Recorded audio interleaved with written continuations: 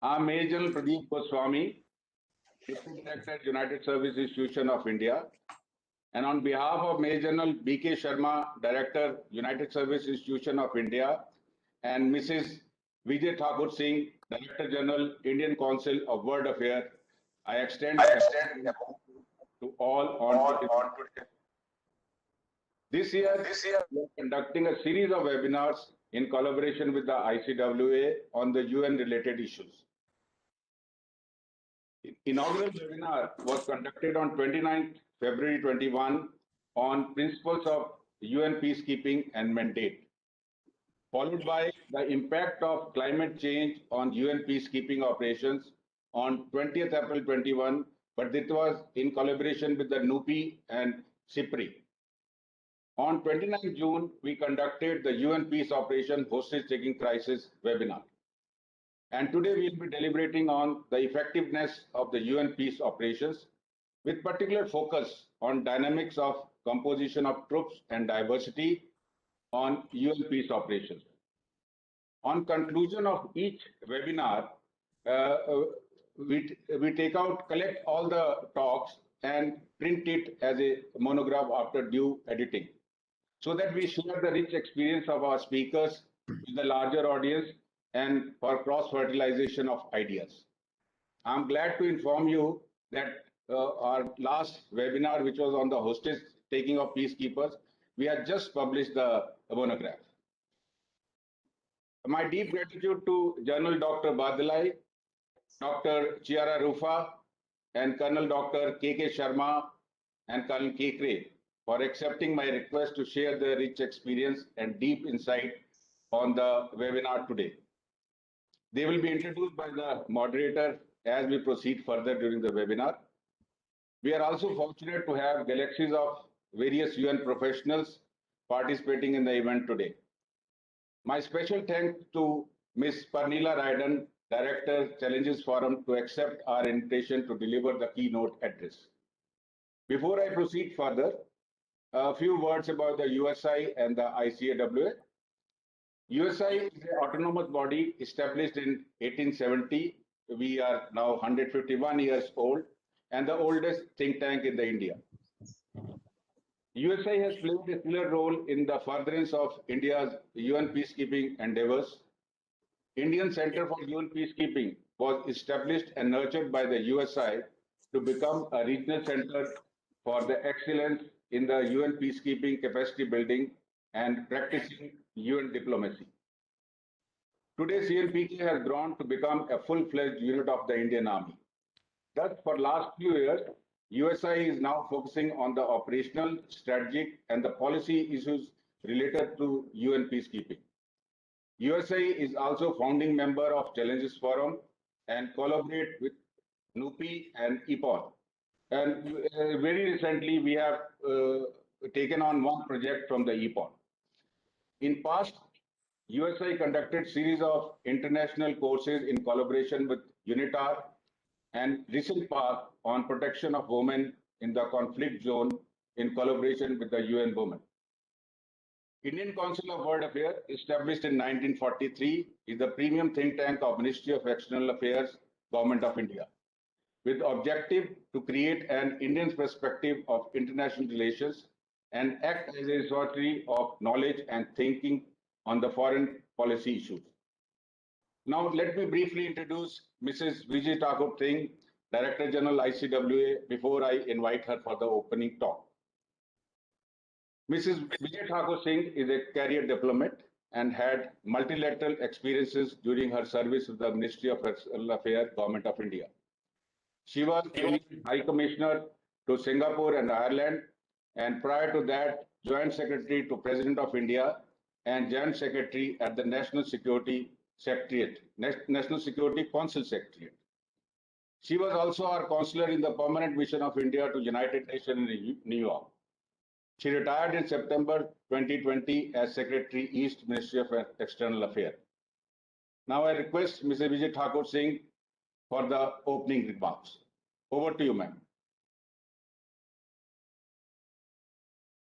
Thank you so much for the introduction, General Goswami, General Kk Sharma, Director of USI, Parnila Raiden, Director, Challenges Forum, and all the distinguished speakers and participants. Good morning to all in Europe, good afternoon to all in India, and if somebody has joined from the ROK, good evening to them. As already introduced, Indian Council for World Affairs is India's oldest foreign policy think tank, while USI is India's oldest think tank, particularly on military affairs. The two of us have collaborated to bring together a series of webinars on peacekeeping. Two of the webinars have already been held, and I'm extremely happy to be speaking at the third webinar, which is on the effectiveness of UN peace operations, dynamics of composition of troops and diversity on UN peace operations. Anybody who has served at the UN, and I have had the privilege of working at the Permanent Mission of India at the UN, all of us understand how important peacekeeping is as a very critical instrument for maintaining international peace and security. Countries have been contributing troops voluntarily for peacekeeping operations. India is proud that it has been one of the oldest contributors to peacekeeping operations. We have contributed more than 250,000 troops in 49 peacekeeping missions over the years, and cumulatively, it is the largest number of troop contribution from any country. This means that India has a vast repertoire of best practices in peacekeeping. And of course, USIS has also worked relentlessly and has contributed to peacekeeping understandings globally. Today also, India continues to provide eminent field commanders for the UN Peace Commission and has consistently been contributing troops. Since 1990, we are the fifth largest troop contributing country to the UN peacekeeping operations. Besides, more recently, in March this year, India contributed 200,000 COVID vaccines for UN peacekeeping personnel worldwide. All this shows the deep commitment India has to peacekeeping operations. This month, India is the president of the UN Security Council, and one of the main core issues identified during his presidency was peacekeeping. And under that initiative, on 18th of August, a high-level open debate was held in the UN Security Council. The theme was protecting the protectors, technology and peacekeeping. So the whole focus of this debate was largely on modern technological tools to enhance the safety and security of the peacekeepers, and also to aid the peacekeeping missions to implement their mandate effectively. The UN Security Council adopted a presidential statement on technology and peacekeeping, and it was the first such statement adopted by the UN Security Council on such a topic as technology and peacekeeping. And at the same time, another resolution was adopted by the UN Security Council, which was on accountability of crimes against peacekeepers. At this debate, at the high-level open debate, India's Foreign Minister, Dr. Kk Sharma, announced the rollout of the Unite Aware platform, and it was to be implemented across select peacekeeping missions in collaboration with the UN. This Unite Aware platform is a situational awareness software program based on the expectation that an entire peacekeeping operation can be visualized, coordinated, and monitored on a real-time basis from the UN. We also signed an MOU, India and the UN also signed an MOU on training and capacity building of peacekeepers in the realm of technology. So peacekeeping occupies a very important, India as a major troop contributing country recognizes the importance of a continuous focus on peacekeeping operations. And the reason is also that today peacekeeping is called upon not only to maintain peace and security, but also to facilitate political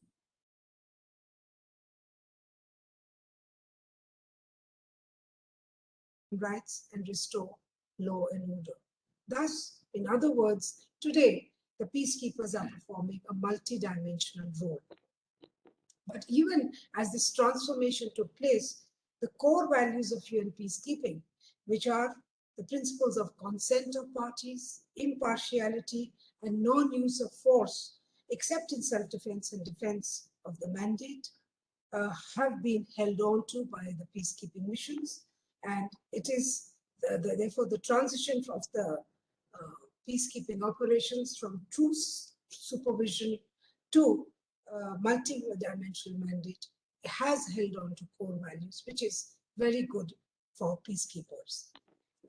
United Nations understood that there is a changed role for the UN peacekeeping operations, and there has always been a constant endeavor to work towards pragmatic approaches to ensure that peacekeeping operations continue to be effective and also address the 20th century challenges.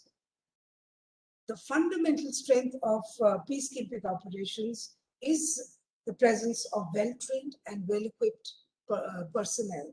But that itself is not enough and cannot be effective enough unless the peacekeepers find acceptance in host countries. Peacekeepers' acceptance by host countries is crucial and is dependent on the host nation's perception of peacekeeping contingent, which the perception varies from contingent to contingent, how its socio-cultural background is, and the operational ethos of the peacekeepers. Hence, today's webinar will deliberate on the impact of the composition and diversity of peacekeepers drawn from different troop contributing countries, their varying socio-cultural characteristics and operational behavior patterns on the effectiveness of UN peacekeeping operations. The importance of these factors is very well known to the practitioners, but not that much discussed within academic circles.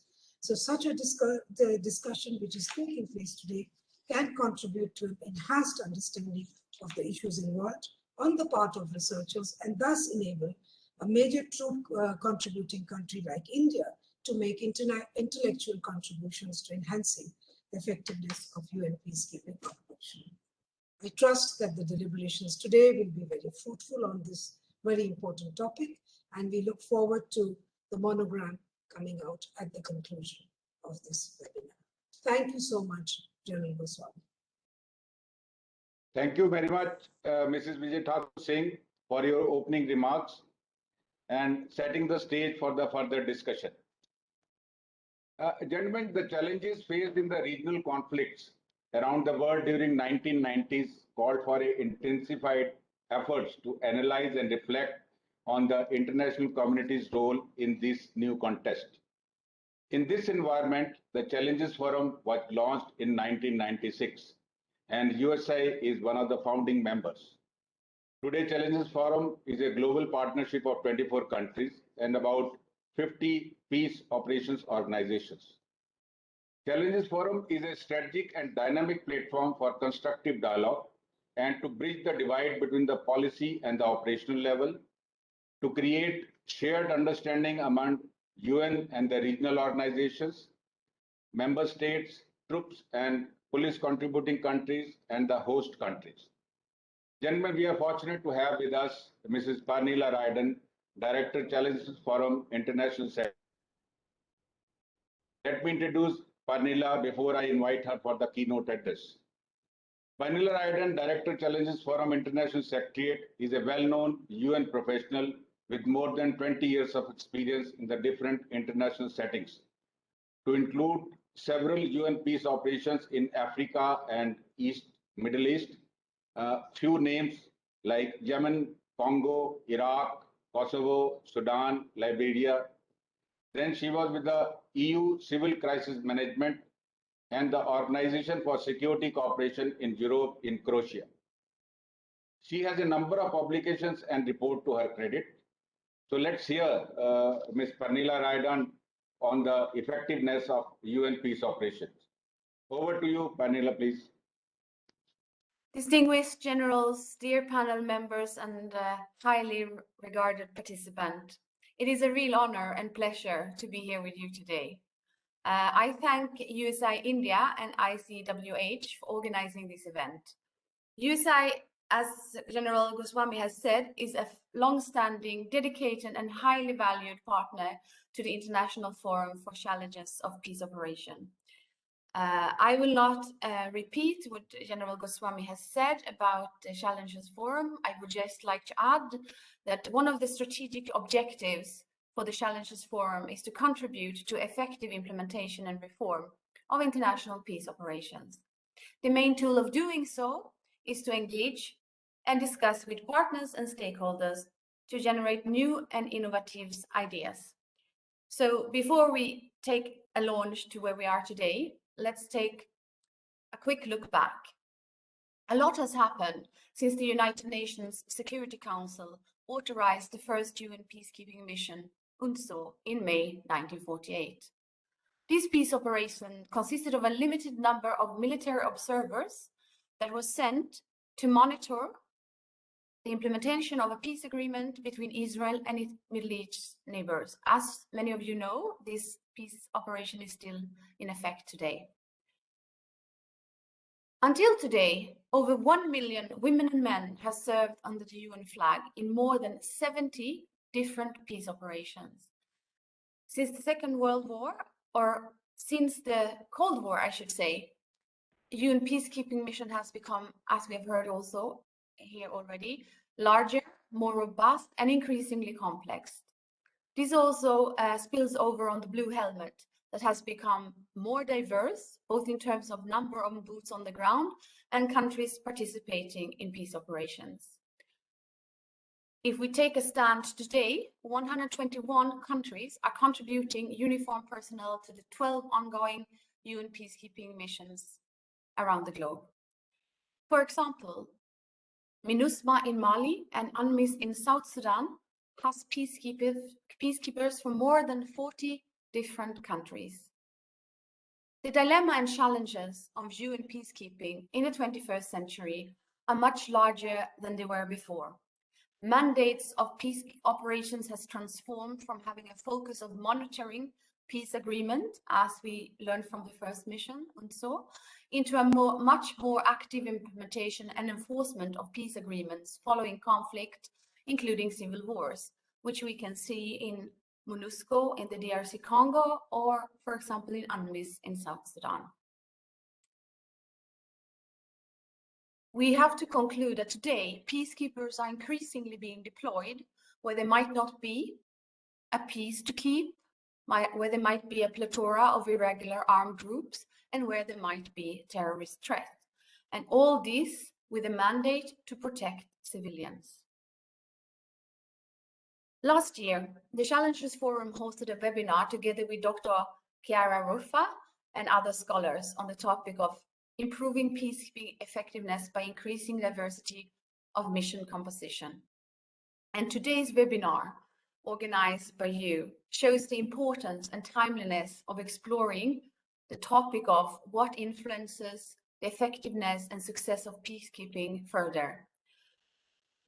I and my colleagues are very much looking forward to hear Chiara and the other scholars and participants elaborate on this issue later in the program. So allow me, therefore, at the outset to ask, based on the outcome of the previous seminar and heading towards the outcome of this seminar, to ask the question, what does diversity mean in terms of effectiveness of peacekeeping operations?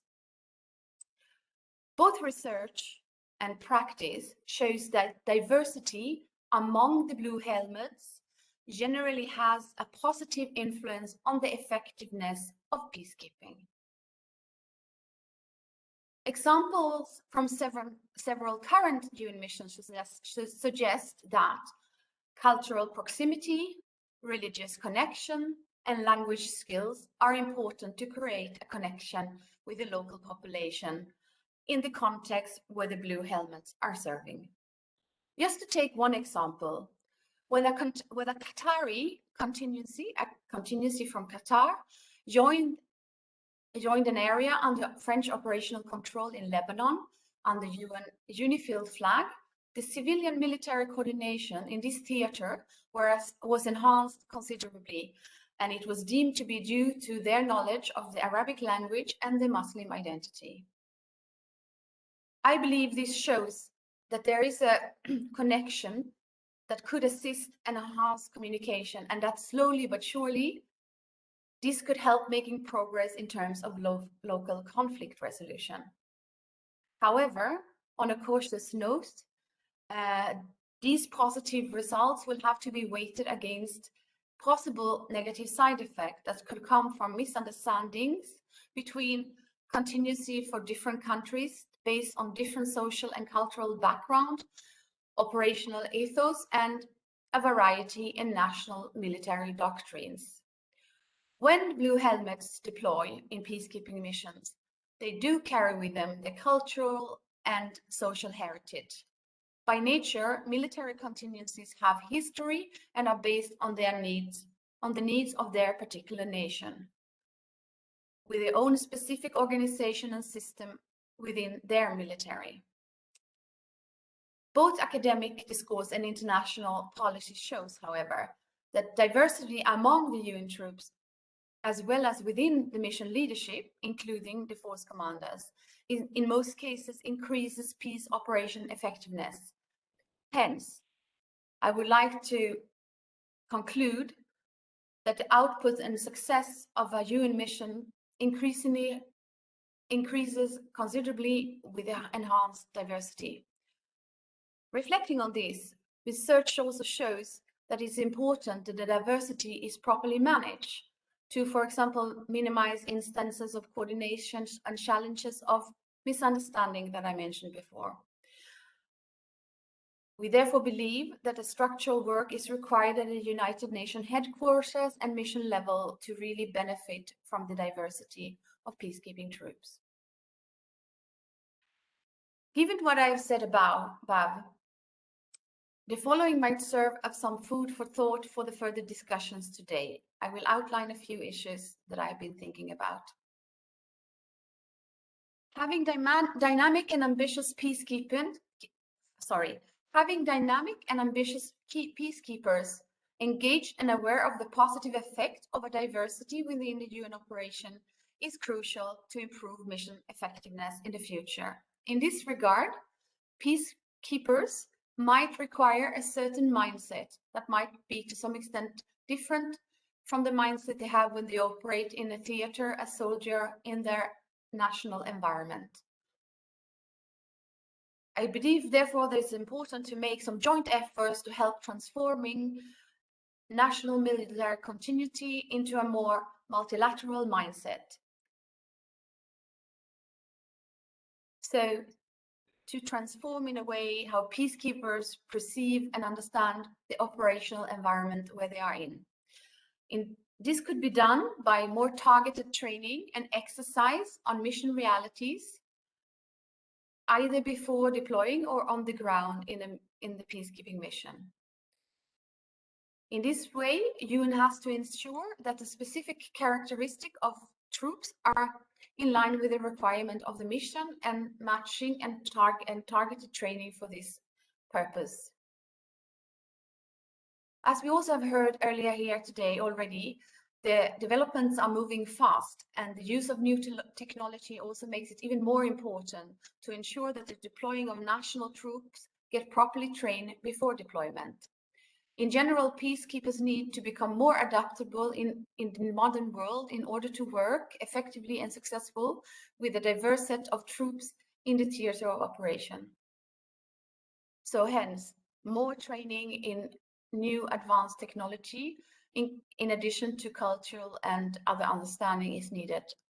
I also believe that more lessons could be learned from previous experience in the field, which, only taking one example, except the one of the Qatari contingents above, could be, for example, in UNMIL in Liberia, where there were Irish troops working under Swedish command. So sometimes it could be a way forward to work together. In any case, I would conclude that within mission learning will also lead to positive results and subsequently enhance the peacekeeping performance. I believe that more could also be done at the UN headquarters level. The relevant departments such as the Fourth Generation Cell or the Light Coordination Mechanism, together with a triangular partnership, the so-called TPP, could, for example, establish a task force for diversity to explore common drivers and effectiveness in peacekeeping. It is believed that a different peace operations composition of troops might be a core factor for the successfulness of the mandate implementation.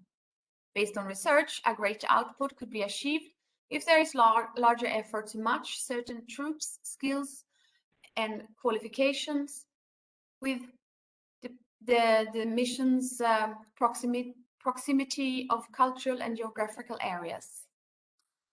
Another area that could be explored further is to develop or search for how diversity within mission leaderships might lead to greater legitimacy of a peace operation, both externally and internally.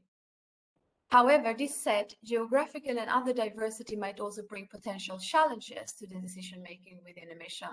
Hence, how to enhance cohesion within and among mission leaderships need to be explored further by UN, both at headquarters and at the mission level, together with partners and troop contributing countries, as well as other senior official leadership appointments. And there will also be a need in this case to also work on modalities for different capacity building to maximize a multi-diverse mission leadership team. Finally, there is possibilities to also explore, as I mentioned briefly above, the possibilities of having different troops contribute, different troops contributing countries to train together, and in some cases also to co-deploy together within a specific mission area. I believe that this could be further explored and looked into, and be an option for those countries who choose this model for deploying troops. I thank you for your attention, and I stop here. Thank you very much. Thank you very much, Ms. Panila Raiden, for your pointed remarks and few questions or the inputs, which I'm sure speakers would have taken note of, and they will cover in some form or other during today's proceedings. Finally, gentlemen, let me introduce our moderator for the event, that is Major General Dr. Kk Sharma. General Bordolai is a distinguished fellow, USI and Indian Army veteran. During his tour of duties, has held various assignments in the various interstate and intrastate conflicts. He was deployed in Sri Lanka also.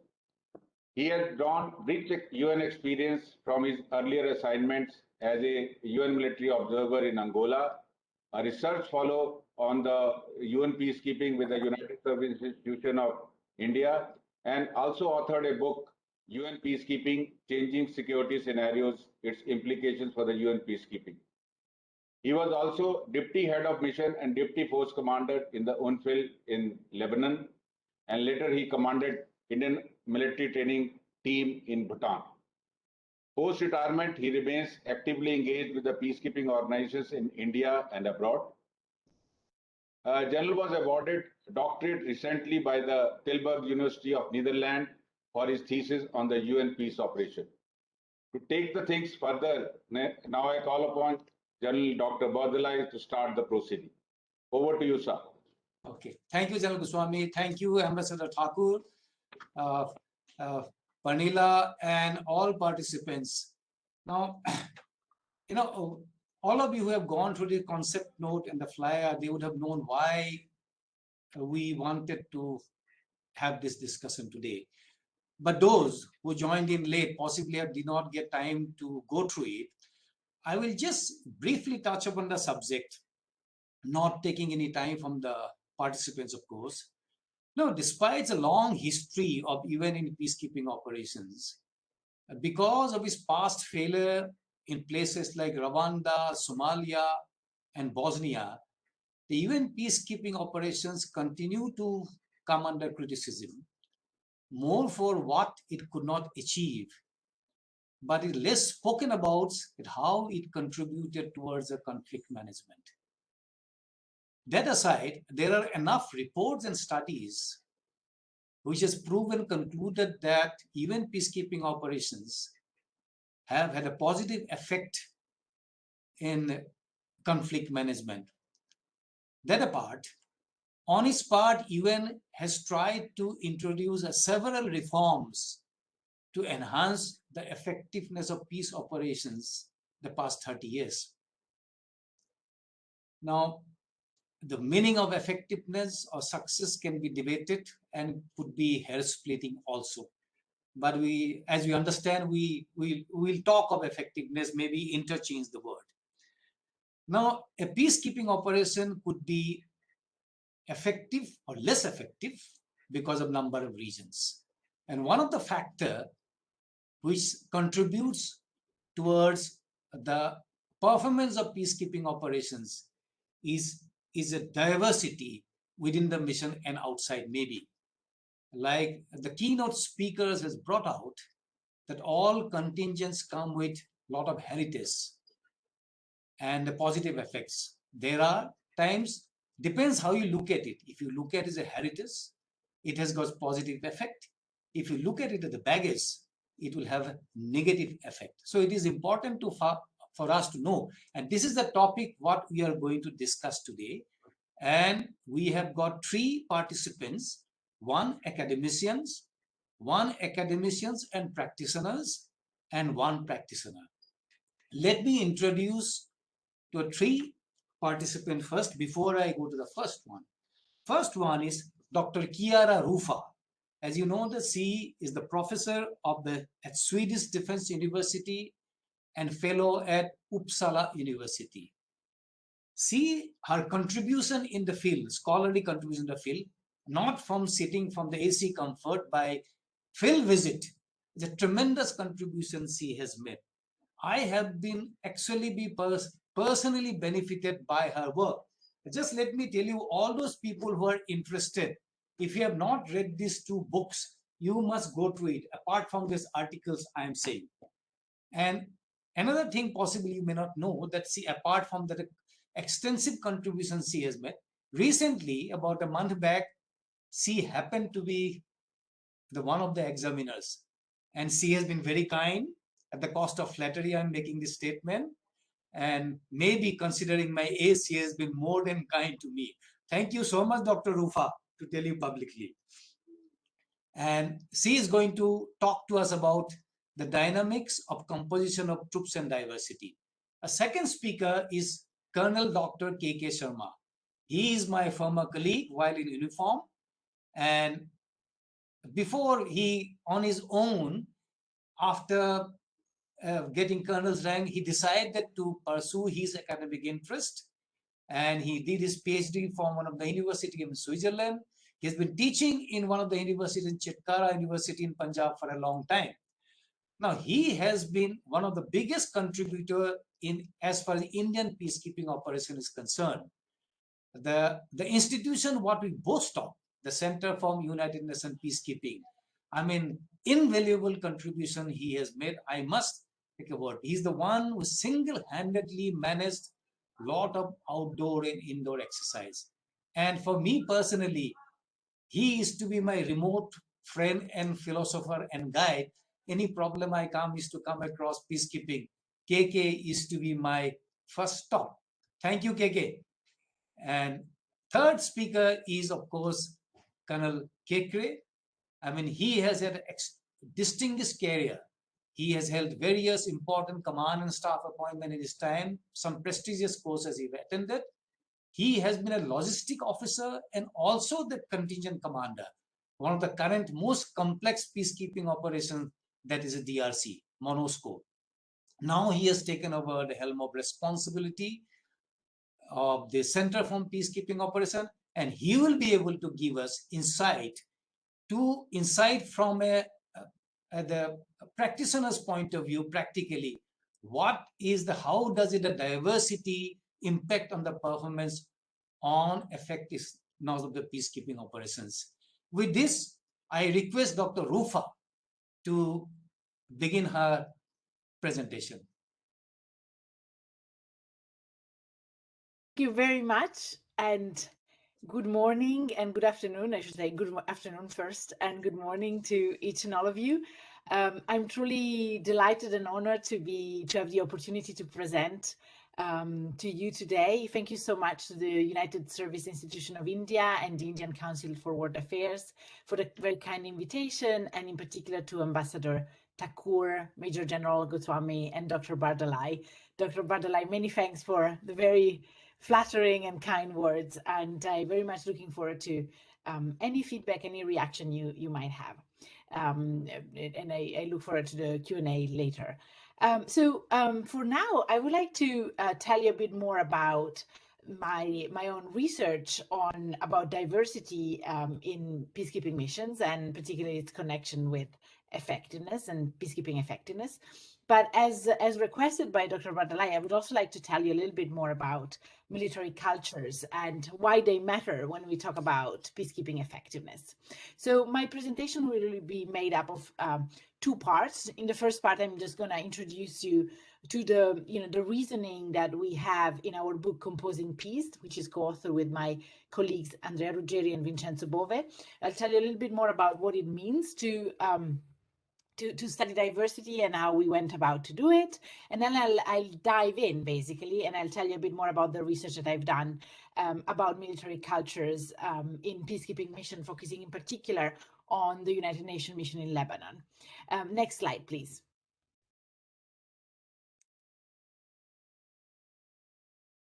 Thank you. So let me just get started with three basic facts about peacekeeping. So as Pernilla already mentioned, and a few others, UN peacekeeping has really changed over the past 20 years very dramatically.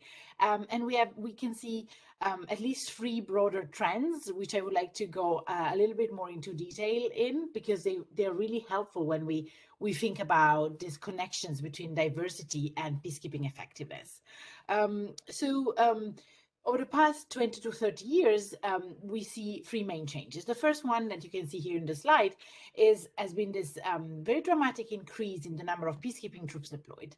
As you can see in this graph, uniformed UN peacekeeping personnel increased quite a lot, both in terms of number of peacekeepers deployed, as you can see from the line, and there has been also an increase in the number of countries supplying peacekeepers, as you can see in the bin. To illustrate, the UN went from 11,000 peacekeepers deployed globally in 1989 to a little above 90,000 as of August 2018, and peaked in 2015 with a little over 100,000 peacekeepers. Also, in terms of countries providing peacekeepers, we went from 46 in 1990 to 124 in August 2018. Next slide, please.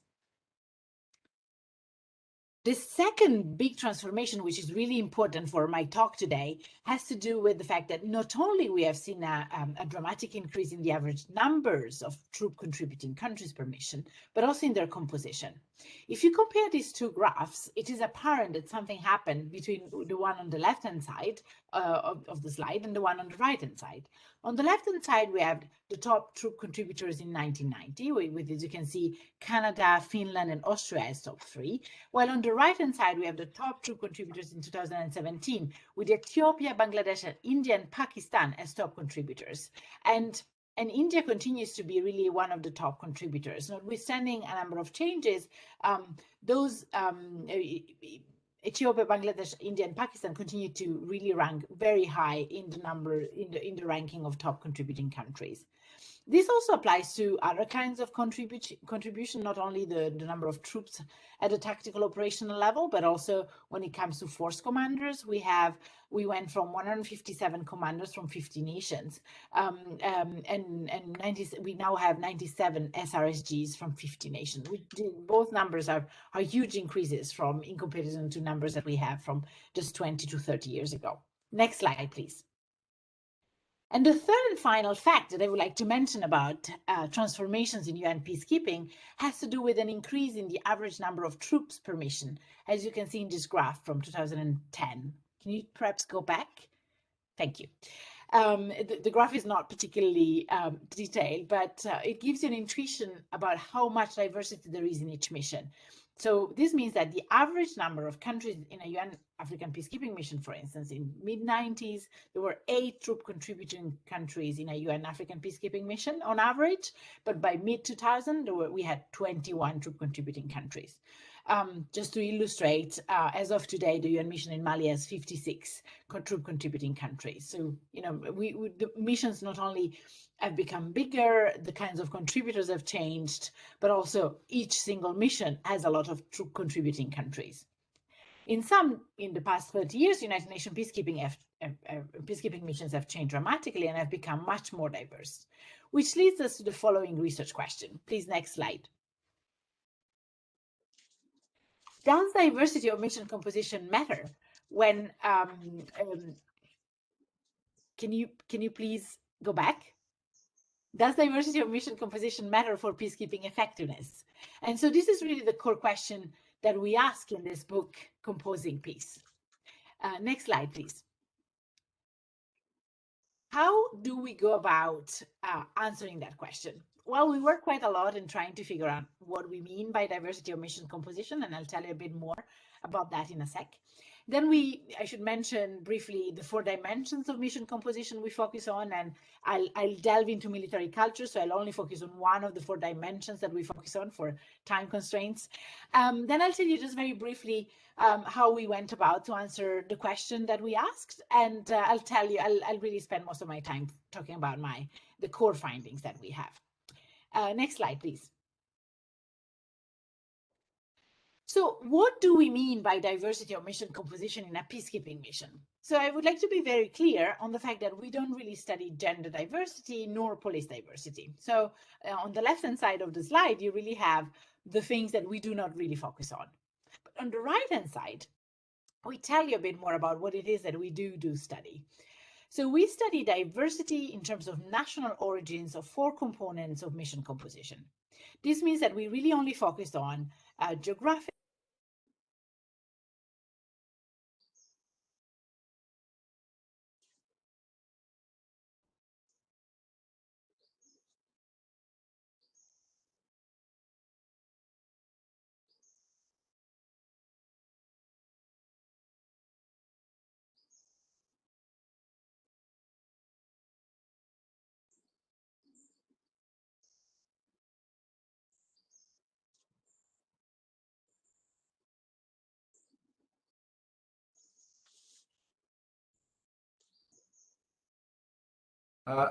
Chiara, you put your video off. are field diversity, top leadership diversity, vertical leadership distance, and horizontal distance. So we basically had to find a way, right, to study this diversity. And the way we did it was to, first of all, focus on the diversity among troops deployed on the ground as troop contributing countries. So it really is about the diversity among the blue helmets deployed. Where do the blue helmets come from? Does the mission consist of soldiers from 2 countries or from a multitude of countries? The second important dimension that we focus on of mission composition has to do with top leadership diversity. That is the diversity between the position of force commanders and the special representative of the Secretary General. For instance, is the force commander Swedish and the SRSG is Indian, or perhaps the other way around? And what does it mean in terms of then subsequent effect on peacekeeping effectiveness? Our third out of 4 dimension of mission composition has to do with the vertical leadership distance, which is the diversity between the force commander and the peacekeepers deployed. So, for instance, does the force commander lead blue helmets of his own nationality, or blue helmets from culturally, economically, or linguistically distant countries? For instance, what does it mean for an Indian force commander to have a wealth of different countries to command? And conversely, what does it mean for an Indian force commander to have a peacekeeping force that is mainly composed of Indian peacekeepers? Does it make a difference or not? These are the kinds of questions that we ask. Next slide, please, but perhaps it's not working anymore, in which case I'll just keep going. So thank you. So I'll just tell you a little bit more about how we went about to to deal with these questions. So it's, as you can see, it's a pretty complex setup with these 4 dimensions. But for the sake of this presentation today, I only focus on field diversity. That is the first dimension that we focus on, and then I really delve a little bit deeper into it. But first, I would like to tell you a bit more about how we went about it. So for the book that you can see, the blue book, the Composing Peace book, we really combine quantitative and qualitative strategies of data collections. And in order to do that, we basically combined, we exploited and used panel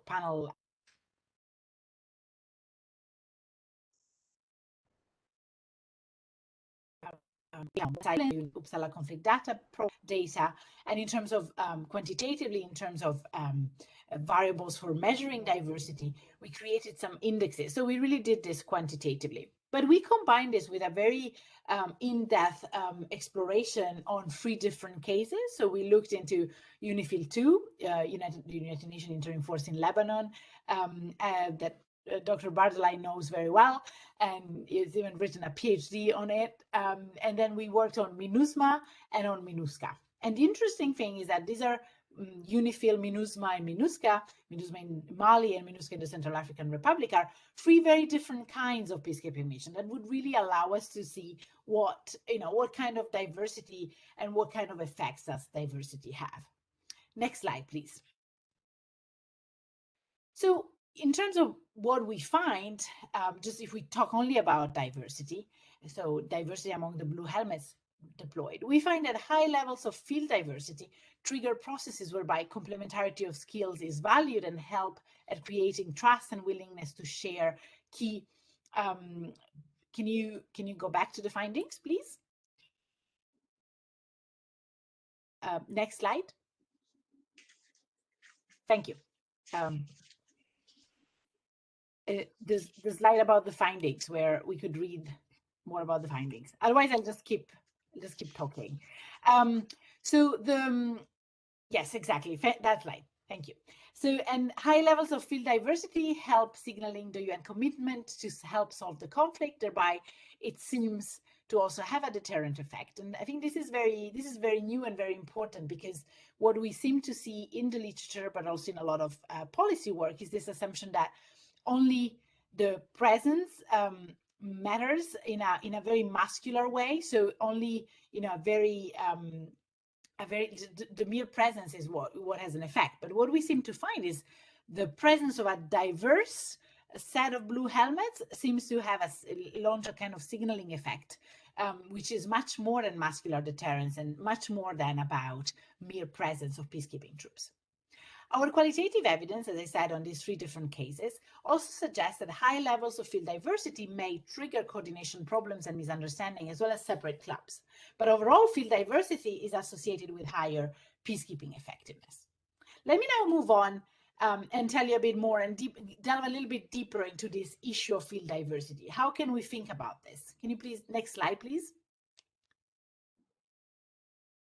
From the military studies literature, we have a growing but still limited scholarly literature that is suggesting implicitly that different militaries have different operational styles. And we have a recurring anecdotal evidence from both UN peacekeeping and also NATO operation that confirms such observation. So in my other work, in my own book about military cultures, I really, which appeared a few years before Composing Peace, I basically ask a question: why do some armies in peacekeeping mission emphasize their military posture, while others emphasize their humanitarian posture, while deployed in peace and stability operation under similar constraints? And the argument I made back then in that book was about how military culture influences the way in which different armies behave in operations. So the point here is really that diversity comes with different troop deployed with very different operational style and very different military cultures, and the way in which these military cultures help shaping the way in which peacekeepers behave is very important, particularly when we have to think about several different troop contributing countries deployed. So in my own work, I've delved very deeply into a set of into slightly distinct material, and it's a much more qualitative work. But basically what I've done has been to spend several months deployed with several different peacekeeping troops in the United Nations mission in Lebanon, and also with several troops deployed in the NATO mission in Afghanistan that was not really UN peacekeeping, but it was more a stabilization operation with a counterinsurgency twist. I'm not going to talk about the NATO mission now, but I'll just stick to the UNIFIL work, but I'm more than happy to answer any question you may have on that. So through in-depth qualitative interviews, semi-structured questionnaire, participant observation, I've really delved into these cases. And what I find is quite interesting. I basically find that the way in which each single peacekeeping troops interpret its mandate is very much a function of the pre-existing military culture. So I've delved in particular on French, Italian, Korean, and Ghanaian units deployed in the United Nations mission in Lebanon. And I found that, for instance, in the French case, the core characteristics of the French military culture is contained assertiveness. And this way of behaving really shaped the way in which they interpreted the mandate. By contrast, the Italian military culture was very much based on the idea and this push of being perceived as good humanitarian soldiers. And that has really, and that it was really about a fusion between long ingrained ideas of Italian soldiers as good people and the need to reacquire a lost legitimacy from the events that had happened during World War II. So this made then Italian soldiers behave in a completely different way from the French. They were much more keen in doing civic projects and much less keen in doing patrols, for instance. And they did it, and they behaved very much accordingly. So what I seem to find is that the Italian military culture is very coherent with the Italian soldiers' perceptions, where they understand the mission, the UN mission, as a traditional peacekeeping mission.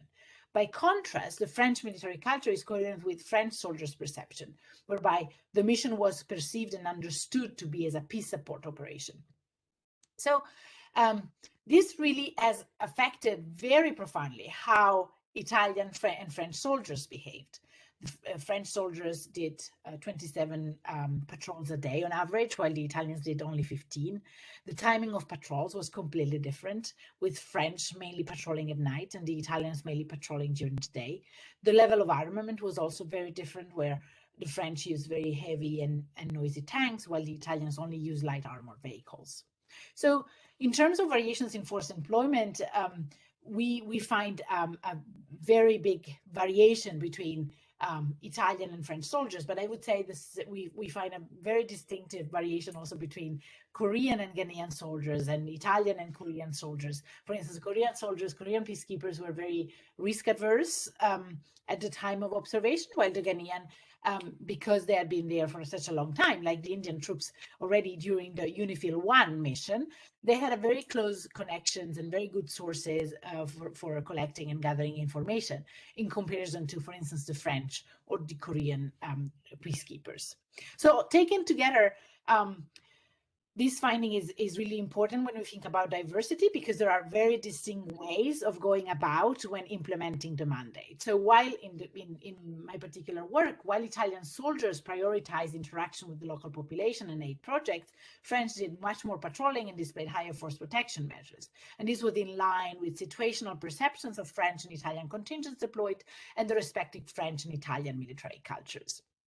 So this leads me to just draw some conclusions, just bringing together, the first part of my talk that was about diversity and its connection with peacekeeping effectiveness, and the second part of my talk that was more about military cultures. How can we reconcile somehow these two pieces of findings? On the one hand, the fact that military cultures are really important and drive how peacekeeping, the same peacekeeping mandate will be interpreted and understood. And on the other hand, once we know that, and there are a lot of diverse forces deployed, then what do we do with it, right? I mean, how can we go about to affect peacekeeping effectiveness? So wrapping up, it seems that diversity of a UN mission composition is really important. It is definitely an asset and not necessarily a limitation. And when an asset, diversity signals commitment of the United Nations and allows for complementarity of skills. but when diversity should be managed, because perhaps military cultures produce outcomes that are just fundamentally different, right? Just imagine, on the one hand, French peacekeepers, and on the other hand, Italian peacekeepers or Ghanaian peacekeepers. So when diversity should be managed to attain it, because it creates coordination cost, this management should strive to minimize conditions whereby diversity prompts instances of coordination problems and misunderstanding. So I would just like to say it very clearly, this diversity, the fact that these different troop contributing countries are doing things different, is actually an asset, but being more aware of these differences is something that we should definitely work harder for, as we work across troop contributing countries. So I think I would just like to, at the mission level, there are a number of policy recommendations that emerge. So definitely at the mission level, we should further explore the positive effects of diversity in terms of signaling the commitment of the United Nations, in terms of complementarity of skills that really arise from, having just different troops that have different skills and that have different languages that that can perhaps, some like the Qatari example that Pernilla gave, some troop contributing countries that can just be a little bit better at communicating with the locals, for instance. So we should definitely explore much more the positive effects of diversity and reduce the negative effects of diversity by enhancing mission learning. And as I said, just becoming more aware of the potential variation in terms of military cultures and the potential negative effects of diversity. Just if I may just take one more slide to conclude. In terms of policy recommendations at the troop contributing countries level, which I think is really important to discuss in this kind of setting, I think we should work harder to make military organizations better able to work in multinational contexts and more keen to acknowledge the positive effects of diversity and learn from others. Second, this should be done by including multinational coordination explicitly and systematically in training templates, much more than it is done now at the UN level. We should also work hard for a shift in mindset whereby peacekeepers see diversity as beneficial and not as controversial. And then, just also number of troops and technology are one, but not the only relevant factors to consider when looking to improve military operations. In recent years in UN peacekeeping, if we think of MINUSMA in Mali, for instance, there has been a lot of emphasis into these high-tech institutions like ASIFU, other intelligence gathering agencies attached to the mission. But what we really need are soft skills, our ideational skills, our ability to work with each other, ability to understand the needs of the population. And then fifth and lastly, cultural variations are likely not only to, are therefore likely to impact not only the effectiveness of mandate implementations, but also the ability of different contingents to work together. So we need to work harder to create, contexts and venues that allow for a lot more sort of interaction between different troop contributing countries. So right now, we're still working pretty much with a one mission, one nation, one area of operation, one AOR, and one country kind of setup. But I think, and that works well when it comes to complementarity of skills, if one is aware of what a single troop contributing country brings to the table, brings to each area of operation. But I think we should also think perhaps a bit more creatively about how to deal with this and how to perhaps combine even very different troop contributing countries to attain a more desirable effect. Thank you so very much for your attention, and I look forward to any question any comment you may have. Thank you, Dr. Rufa. This is an excellent presentation. I know you have got so much to say, but 20 minutes is very less. I think you need minimum 1 hour's time. But you have been able to give us a good insight to these dynamics of the diversity and the impact of the cultural behaviors of the peacekeeping troops. And I'm sure that all those who are listening to it have got a lot of questions they may have in their mind. And very correctly, you brought out one thing, that in spite of being have the diverse force composition, which is actually not in our hand. We cannot do anything about that. How to make best use of it, look at positively. And it depends on the leadership's creativity quality, I would say. And also you made a point about that how the different contingents with diverse cultural traditions and heritage, they can combine. I am privy to it. I remember once how an Italian company is from the Western world got they participate in peacekeeping operations with an Indonesian battalion. I mean, initially, there were inhibitions that they will be able to function or not. But I have seen myself, by the time the Italian contingent left after 6 months, I could see tears in their eyes. They are unbelievable. But again, it depends on finally boils down to the leadership quality. So I have got one question. You may think about it. Maybe question answer session we can take it. You mentioned somewhere, I read it, that about diversity. You said the distances. And you said that there are times when the distances, generally distances are less, it is easier, but also distances are more, then also could be difficult. But one place you mentioned, and in some of the European contingents, there's slightly more distance from these host nations or the population. And you said that one hand, in another example, you said when the distance is closer, for example, director of Challenger Forum also brought out about this, how this Qatari was, because they were closer, they could easily amalgamate with they acceptable, they found it better acceptability. And this reference to the European contingent, because of they do not share the same language, the religions and traditions and all, distance is obviously more. But you brought out in your writing that maybe there's a positive effect. You said there, why it is it because of the very formal, because of the formality, they give the signal that we make business, or something else? So I leave it that question. You may like to throw some more light during the question answer session.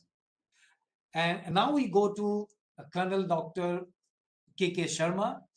He will talk to us from the point of view of both academician and practitioners. Floor is yours, Kk. Thank you very much, sir, and good day to everybody.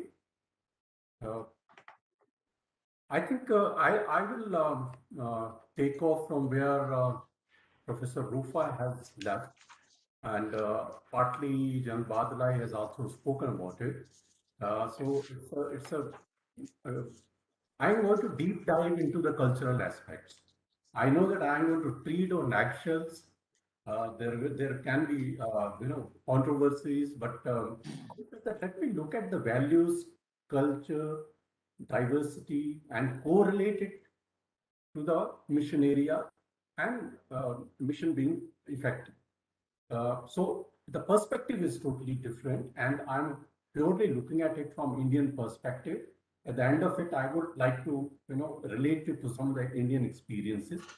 But before I start, I must thank Indian Council of World Affairs and USI of India for giving this opportunity to be able to share my views on effectiveness of UN peace operations, primarily focusing on diversity. I will start with a very small example. Probably I'll be able to relate it later. 30 years back, when we were in the peacekeeping mission in Cambodia, I was in a sector monitoring team, operation officer, and we had 14 military observers team. We were coordinating with them, and come December 1992, when Khmer Rouge reneged on their consent plea, and they started opposing the elections, and there were a lot of people getting, being detained by the Khmer Rouge in various hideouts. So I got a call from the force headquarters, and I was told that you please convey this to all the teams that whenever they are going out on patrolling or any liaison visit, there should be a mixed team. That means there should be an Asian or African military observer and somebody from the West. It came as a surprise, and I kept on wondering about this. Later on, when I did a little deep dive onto the statistics, sure enough, the Khmer Rouge had detained those teams where it was not a mixed composition.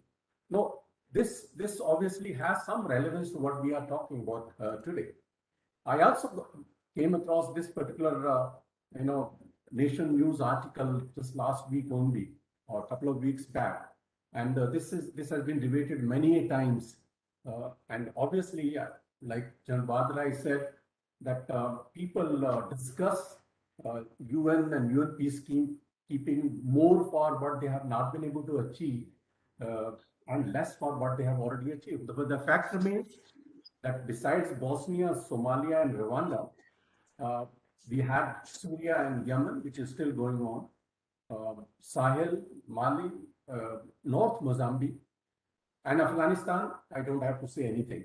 So the article in this definitely says that the kind of factors which were existing erstwhile, even after Cold War finished, on the kind of actions which were existing, you try and negotiate with Taliban as on today.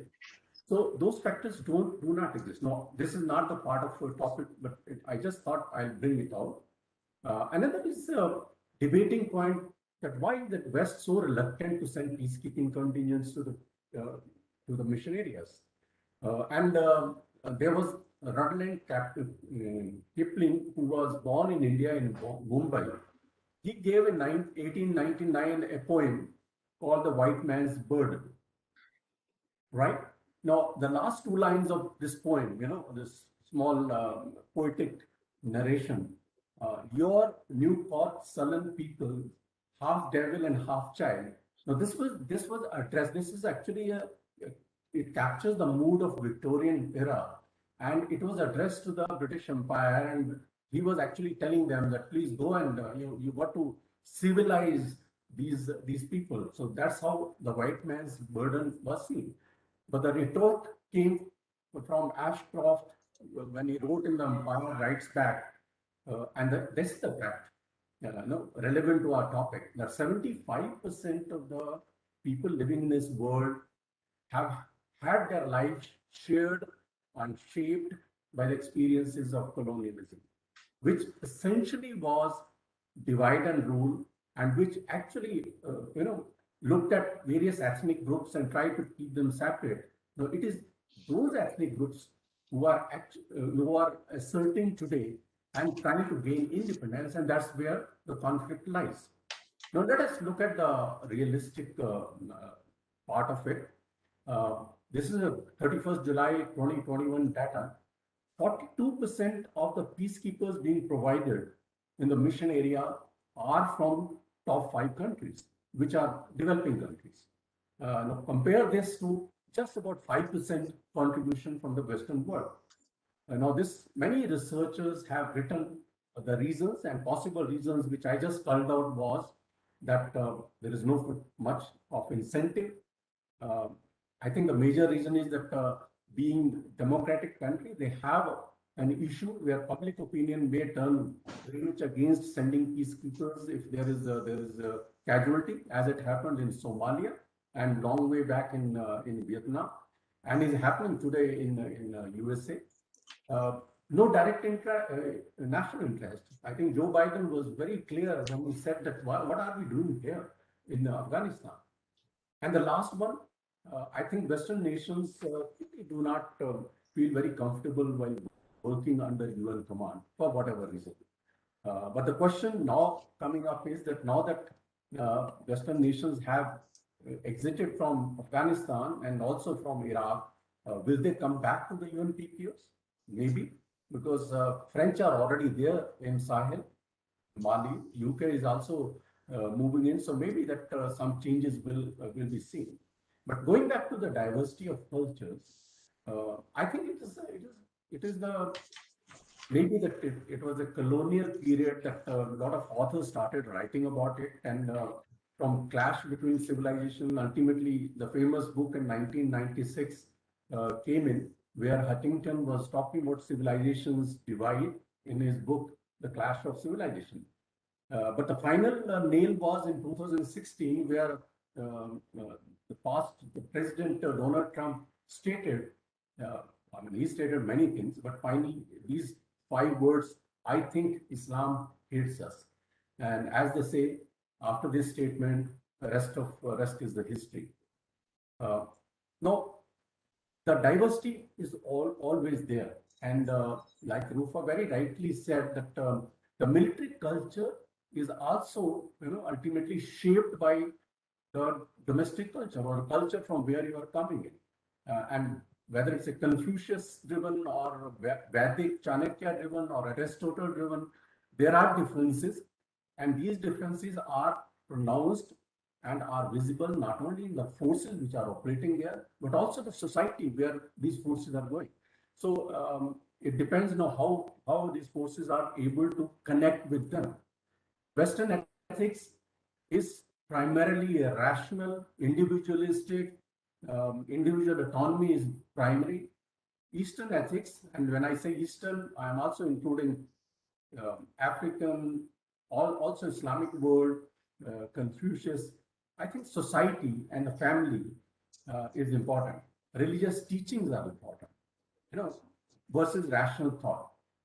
Group harmony is important. So these ethics and these values are deeply embedded, whether we are soldiers or not. But the fact remains that we carry these when we go to a mission area. The stumbling blocks come, or the major problem comes when there are certain assumptions.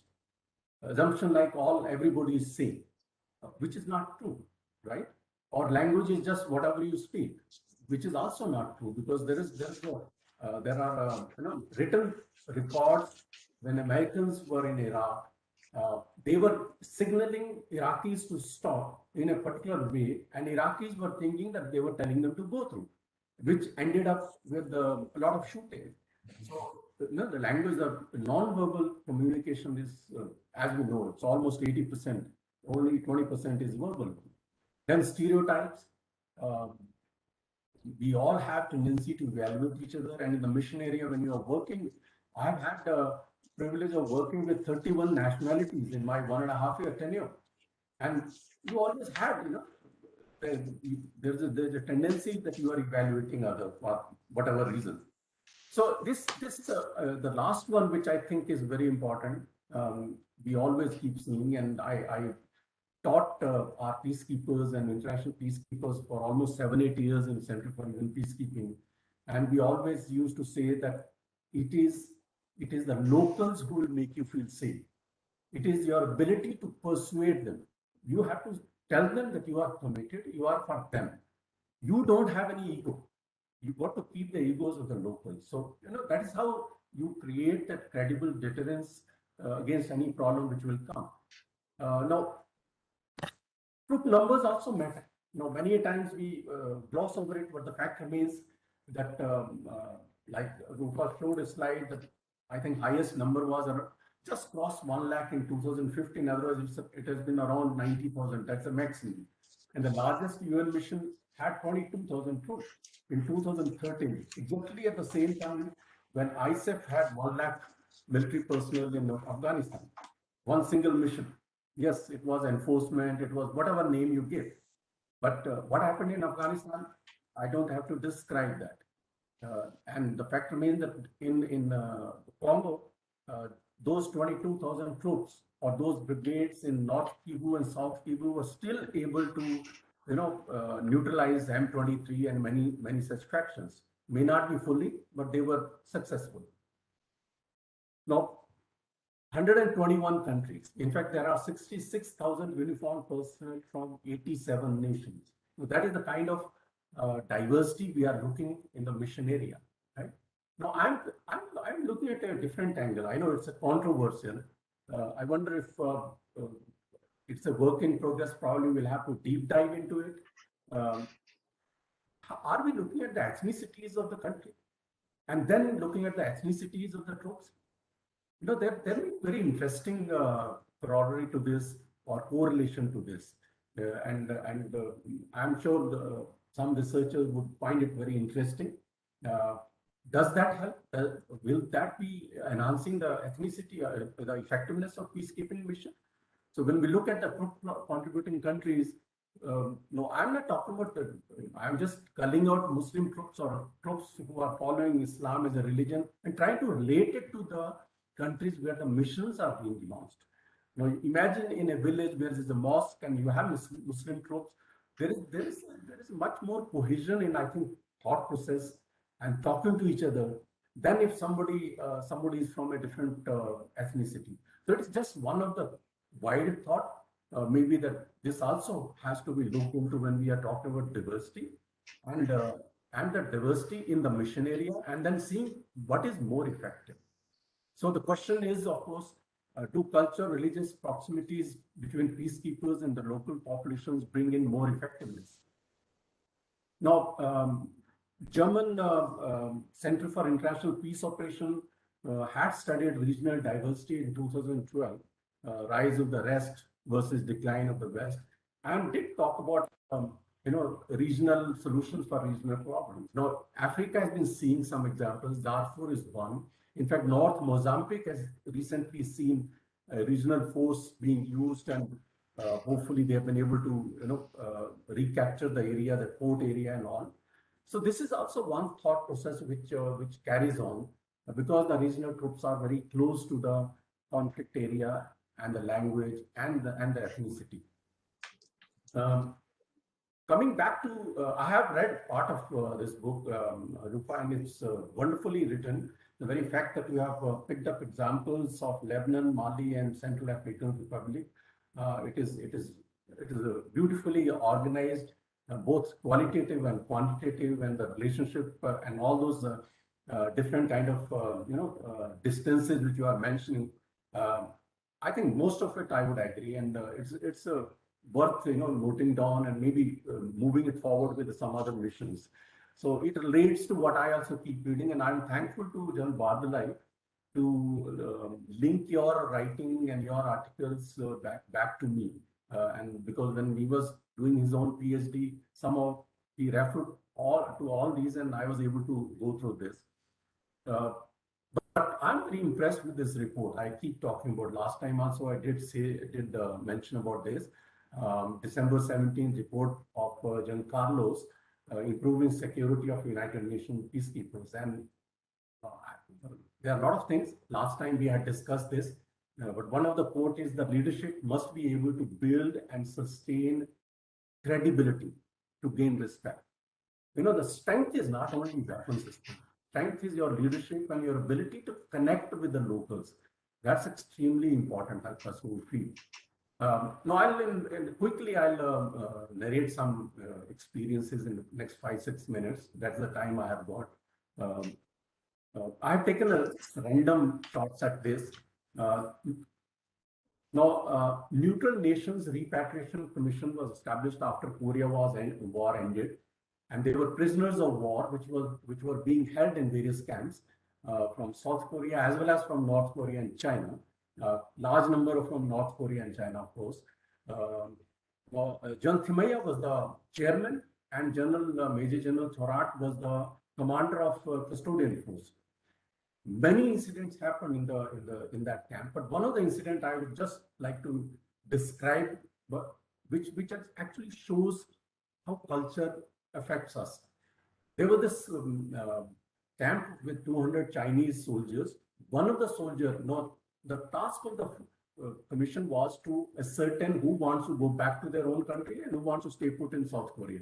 Majority of them obviously wanted to stay put in South Korea, but there was this one sergeant of China who said that he wants to go back, want to be repatriated, which created a lot of chaos in the camp, and they were agitating, they were throwing stones. And General Thorat, along with 3 officers and about 8-10 men, he walked into the camp and he wanted to negotiate. So they were very adamant.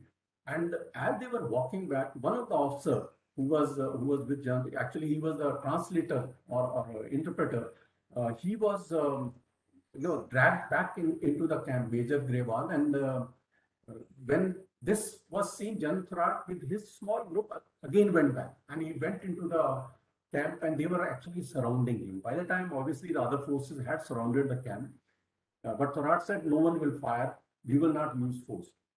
And after a while, after about half an hour of negotiation, this is what General Thorat mentioned to them through interpreter, "What sort of Chinese are you?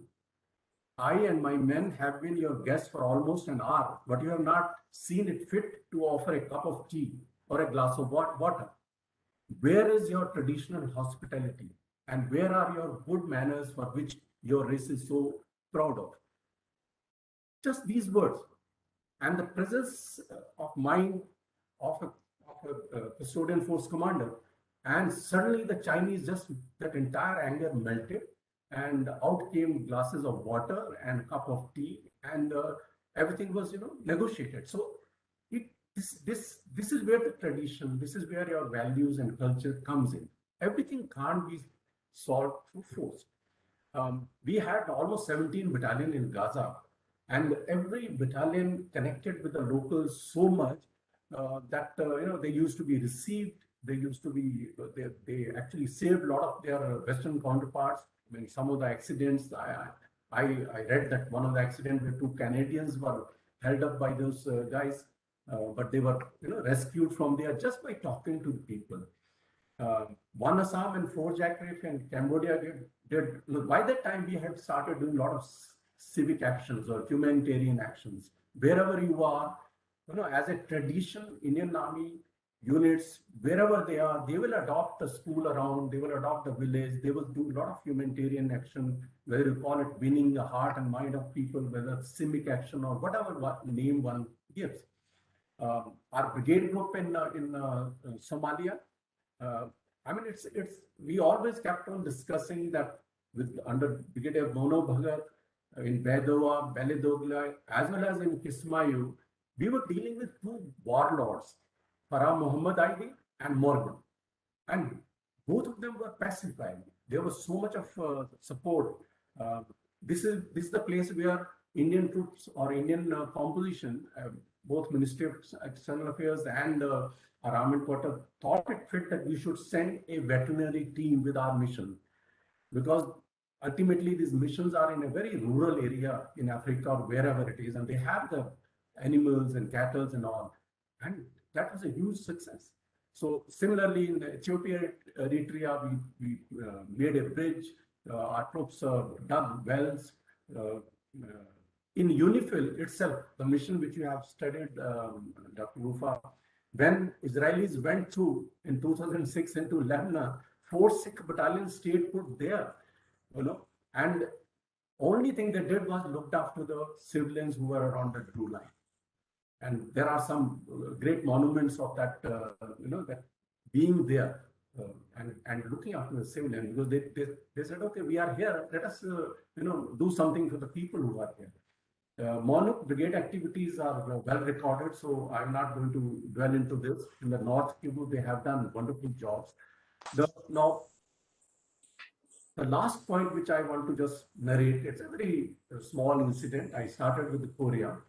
Now this battalion, our Gurkha Rifles, was there in 94, 95, and it was immediately after the massacre which took place between Hutus and Tutsis in Rwanda.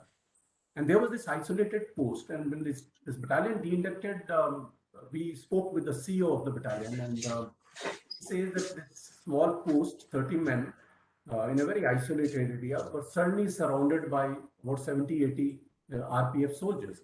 And 8, 10 of them walked into the compound, and they were demanding the weapon system, and they were saying that you go away from here. Now, sometimes not knowing the language also helps. Now, the Gurkhas just didn't understand what the hell were they talking. So the sergeant major or JCO who was there, he simply said, okay, there are some guests who have come, so he asked his soldiers to bring some glasses of water. So out came a tray full of 8, 10 glasses of water, which was offered to these chaps who were actually threatening. And the conversation continued, which no one was understanding. And after another 5 minutes, 8, 10 cups of tea came out. So the RPF guys probably got so frustrated that he walked away from there. Now this is in a lighter way, but the fact remains that how we connect with the civilian populace is very, very essential and very important for whosoever is operating in a mission area, because we keep telling our peacekeepers that you are there for them. You are not there for yourself. ultimately the entire peacekeeping mission is for the civilian population there, not for the faction leaders.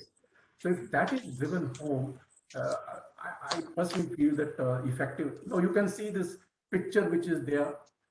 It's a very classical picture, and I worked with a contingent way back. I used to wonder why these soldiers have their even grenades hanging outside their uniform, and they have heavy weapons. And here is another soldier, Indian peacekeeper, blue turban, standing with his weapon. But I think who is going to be more threatening to anybody, the civilian as well as the factions? I will leave it to your imagination. I agree that it's not a job for the faint-hearted, which Hazel had said. I always add that it is also a job for the kind-hearted people who go in the peacekeeping mission. So thank you very much. I think I have finished my 20 minutes. Sorry if I have overshot by a couple of minutes. And if you have any questions, we'll take it on. Thank you, Colonel KK. Yes, he overshot by 2 minutes, but I grant you that much because the excellent presentation coming from the field and academicians. Your views are pretty much in line with what Dr. Rufa has brought out, and he brought out like some very, very important issues. And one I would like to highlight here, of course, that what you said that ultimately when peacekeepers get deployed, why do they get deployed? They don't get deployed to build buildings, a school, bridges and all. Those are subsidiary things, basically to go there to save human lives. So anything we do about it, it must affect them. Therefore, if you can strike a rapport with them, if they're satisfied, I think possibly one can say that peacekeeping has done a job or quite effective. In that, actually, nutshell to say the center of gravity lies in the population, host country's population. Next point you brought out about their ethnicity. Yes, I mean, they ethnicity, yes, but that is one of the diversity, but depends how you relate to the ethnic background. You also talked about these people, some people say that Africa is the problem can be solved by the Africans. There are missions, I think it came out in one of the conclusion of Dr. Rufa. Please correct me if I am wrong, that I think MINUSCA, it is most of the people contingent from the African nation, yet they do not find good acceptable. So it depends, because a lot of, we cannot look at one aspect. We have to look at as a cumulative effect of how these are being looked into. I think the balance will be required. Then you also talked of credibility and legitimacy. Yes, it is incidentally the credibility and local legitimacy, the second condition for to be a successful peacekeeping operations. For instance, Director Challenger from brought out, and you also brought out, the Qatari contingent when they came in, they had that legitimate, that inherent legitimacy being from a particular religion. So they can, mix well with the people. But that will not give them the guarantee unless they prove them creditable. So they have to earn their credibility constantly. So just because the peacekeeping mission has been deployed, we have this got legitimacy because it is approved by the Security Council, obviously, and most of the contingents are big nations have agreed to participate.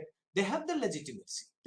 But once they come to the mission area, they have to come up to the expectation of what you say, the local population. Unless they come to the expectation of the local population, where the center of gravity lies, legitimate or no legitimacy, they will be seen as a non-effective peacekeeping operation. For instance, in Bosnia-Herzegovina, they were very legitimate, but well, to the poor Bosnian Muslim, these are illegitimate operations, they're quite ineffective. Anyway, I'll not dwell in it more. I will go to Colonel Kk. Kk, now we are waiting to hear from you the practitioner perspective, actual example from the ground, how you think that the diversity can affect. We'll be very happy if you can let us know about, give us about 2-3 concrete examples. We'll be very glad. Up to you, Colonel Kk. Thank you very much, General Bordele. Good afternoon, ladies and gentlemen. I am Colonel Kk Sharma. I am the Colonel, Center for UN Peacekeeping at New Delhi, India. and I'm indeed honored to be a panelist on this distinguished panel. I have the privilege of being the last speaker today, and many issues have been touched upon by Rufa and Colonel KK. But I shall try and share my first-hand experiences as a contingent commander of an infantry battalion group in Eastern Congo. The disclaimer is this is totally going to be from an Indian contingent commander's perspective. However, I have tried to gather certain issues which are critical to the mission mandate and to operational readiness and being able to do your task. I served in MONUSCO from 2012 to 14 as the logistics staff officer of the Indian Brigade, and then again as a contingent commander from 15 to 16. This deployment was in the midst of the M23 crisis, a movement which was started by a rebel faction of the National Army, which led to large-scale operations and a major upheaval in the UN structure deployed in the mission. I mean, we saw complete west to east movement of the force headquarters and a total upheaval. It is important for me to give you all this background of what was happening in Congo during that period to be able to correlate my examples. Basically, the mission was high octane, high visibility, and had been going on since the year 2000 under the UNSCR Resolution 1258 as a Chapter 7 mission. The region, ladies and gentlemen, bears the baggage of the Rwandan genocide of 1994, where more than 800,000 people were slaughtered in the Hutu-Tutsi clashes that ensued after the assassination of the Rwandan president. Today, I have been tasked with establishing a linkage between culture, societal values, military ethos, and peacekeeping. In a complex mission like MONUSCO, where more than 51 countries had contributed troops at that moment, military as well as police, culture and values are bound to be varied and diverse. So does this diversity really impinge on efficiency of the mission mandate? Do differing military ethos pose challenges for soldiers in effective peacekeeping? If so, are there any means to bridge these differences? These are the questions I shall attempt to dwell upon. The previous two panelists have lucidly covered the subject from the military and academic perspective.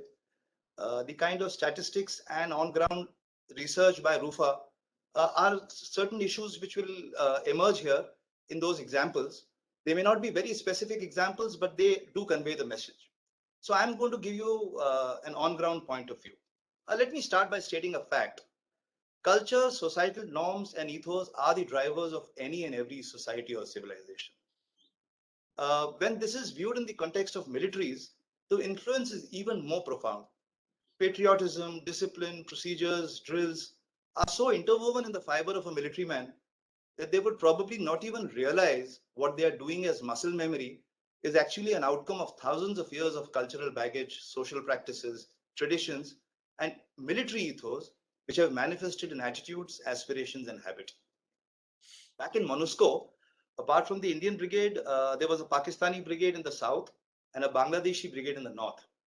We had the Uruguayans, the Guatemalans, Egyptians, Ukrainians, the Chinese, and the newly formed Force Intervention Brigade, which came about in 2015, which was composed of 3 African partners, that is primarily Malawi, Tanzania, and South Africa.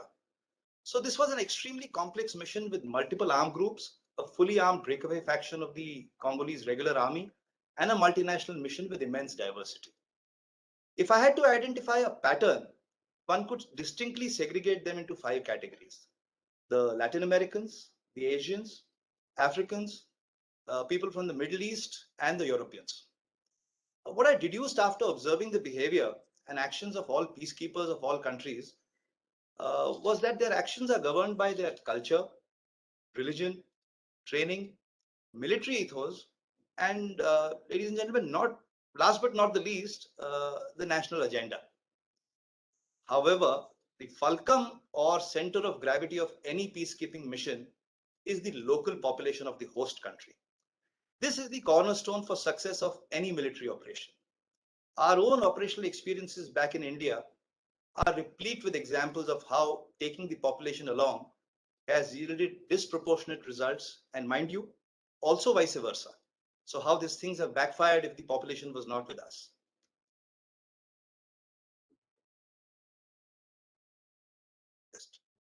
So how does it happen?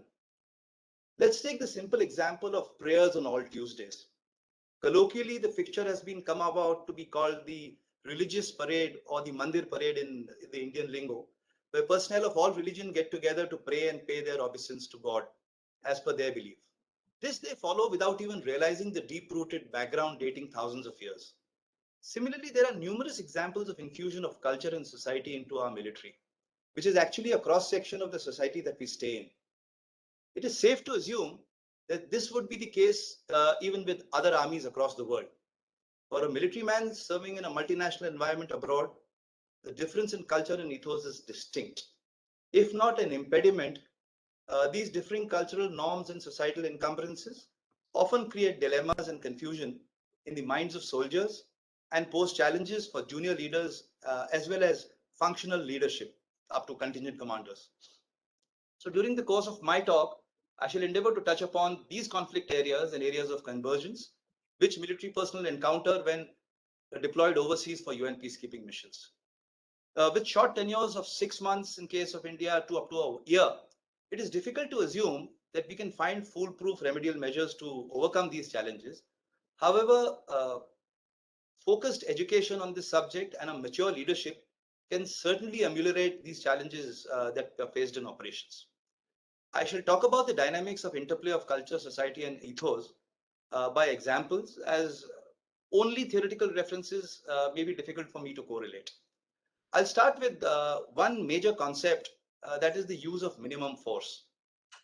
The primary mandate of peacekeepers in MONUSCO was to support the National Army, the FARDC, protect civilians, prevent sexual abuse, gender-based violence, and restore normalcy through public outreach, civic projects, development projects, etc. The FIB or the Force Intervention Brigade was mandated to use force against armed groups in carrying out the assigned task. India as a military, we have to agree, has matured over the years by virtue of its operational experiences back home, where it has to deal with a plethora of situations from external aggression, counterinsurgency, IS duties, and disaster relief. All in all, the experience has paid off and reflected in our record in UN peacekeeping over the last 7 decades. Our experience in Northeast India and J&K, we have always adopted a very mature approach to peacekeeping operations. We are sanguine and we are aware of the turbulence and hardships caused to the locals during conduct of such subconventional operations, and have always mitigated or tried to mitigate by our principle of iron fist in the velvet glove. So all operations which we conducted were preceded by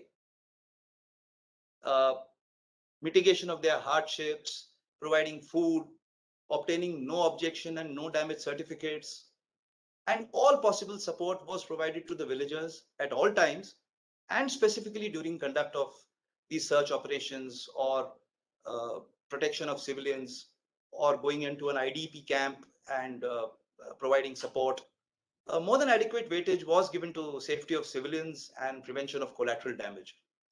So whenever an option would exist between use of heavy caliber weapons versus minimum force, or even display of our bigger equipment and weapons, the latter was adopted. This template of ours of use of minimum force, when we put it into UN peacekeeping operations, it yielded excellent results. This empathetic approach of taking the local population along, that built a sense of trust and security, which is an encouraging trend in achievement of the overall aim of restoration of normalcy. Moving on to another facet of subconventional armed conflict was people-friendly operations. I found that we, as a contingent and Indians, had a compassion and empathy sort of ingrained in our DNA. So when it came to men in uniform, that hard outer, soft, thinking and empathetic soldier was a healthy mix. This by no means is an impediment to our professional acumen, our courage, our spirit, or our dedication to the mandate. Probably because our military ethos in this regard have been formed and matured over the last 4-5 decades. So winning hearts and minds, as we call it, the acronym is WAM, or people-friendly operations and Operation Sadbhavna, are certain examples of the thought process of the organization which manifested into actions on ground.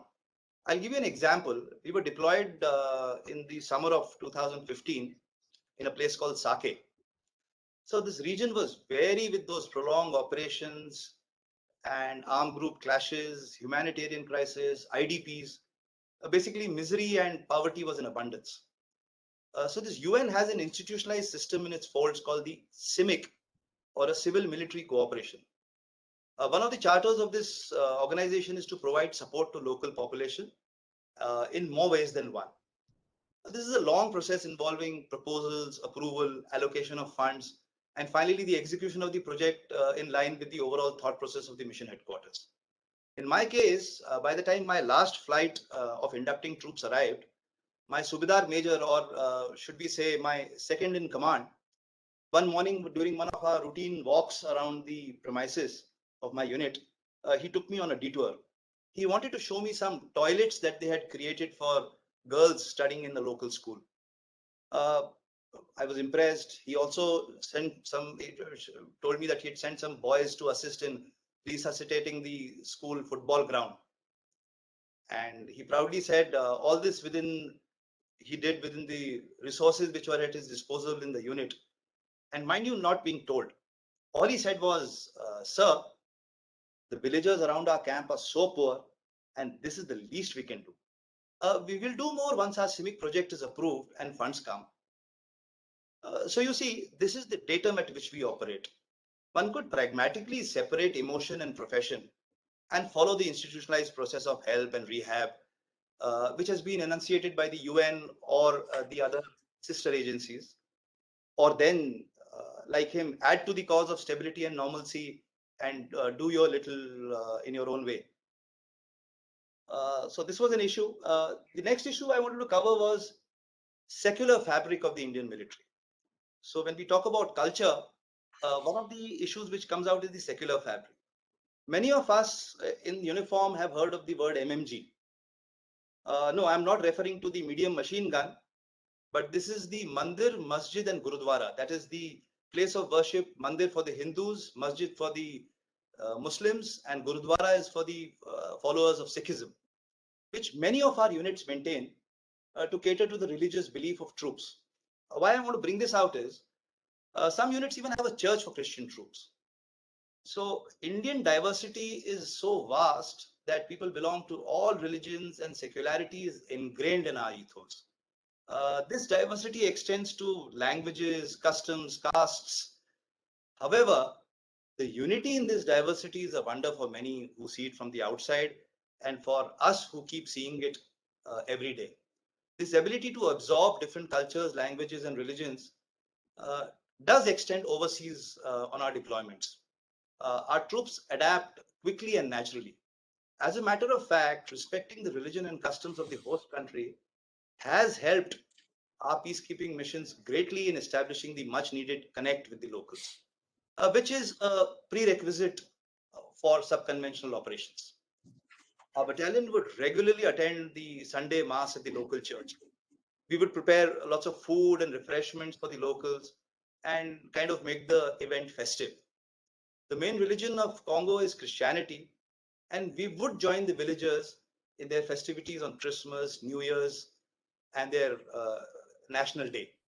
As also on the other side, Diwali, Dashera, which are our major festivals, our Independence Day, our Republic Day, the local village head would be invited and he would form part of our celebrations. I feel this was actually a force multiplier for our contingent. And how did it manifest into effective operations? We had a fantastic intelligence base.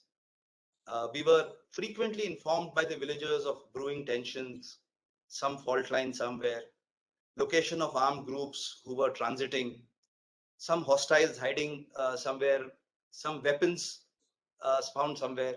So this helped us immensely in planning our operations, identifying localities for civic action, development activities, and in projecting a positive image of the UN forces because we were preempted.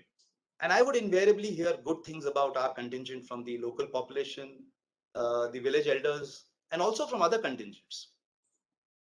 Talking about village elders, another unique skill which we have acquired because of our constant protracted involvement in sub-conventional operations is that troops on deployment to any new area, they would immediately meet up with the village elders or gaon budhas as we call them colloquially. This would help the troops in establishing the much required connect and for shaping the opinion of the local population. And mind you, this interaction was not superficial and could not have been superficial because it would have been short-lived. So over a period of time, contingents in all the missions that we contributing troops, I am sure because I've spoken to CEOs, the company operating base would adopt a village or two villages or a group of villages in its area of responsibility. The base commander of the company would become a part of the village council as an advisor. He would empower the headman in carrying out his administration by providing him a JCB or a bulldozer once in a while, or repairing an animal shed or a school playground. My medical officer had a line of patients from villages, some with even livestock, cows, buffaloes, sheep, who would approach with some morbidity, some ailment or hurt practically every day. And even I, as the contingent commander, would very frequently attend these cultural events as a chief guest in my area of responsibility. Now, back home, this is a common feature, especially in the Northeast. Troops would naturally blend with the culture of in the place that they are deployed, and Congo was no exception. Moving on, from the flavor of my talk, it was very evident that the center of gravity which I'm talking about is the population of the host country. So there's one more important cultural trait which I wanted to discuss, and that is family ties and values. So one day I was in the battalion headquarters and we received information from our local source that one of the big armed group leaders wanted to surrender to the UN. So this came to us through the SRSG, the force commander, and one of our local sources also came and told us that there is something brewing and there is a chance of surrender. So the beat of operations of that armed group was in my area of responsibility, approximately 80 kilometers into the jungles and as expected, not connected by road. So the formation headquarters gave me a helicopter and I quickly activated a quick reaction team and a few selected boys, a language interpreter and a UNV, a UN volunteer, whom we generally employed for outreach and liaison. So we took off in the afternoon from the battalion headquarters towards the jungle and could locate the place after hovering over that place for a couple of rounds. So it was in the thick of the jungle. Once we landed, what I witnessed was humbling. There were more than 2,000 locals. I don't know from where they emerged because from the top, nothing was visible. And they had gathered with banners, flags, drums in their traditional dresses. There was some sort of festivity. There was an electrified atmosphere. They had come to express their solidarity with their leader who was surrendering. So I could make out the leader. He approached us with a group of ladies and children. We had come up with a plan to extricate only the leader and had carried our troops and load accordingly in the helicopter. So after a brief conversation with my interpreter, some frantic movements of the hand, I was watching from a distance.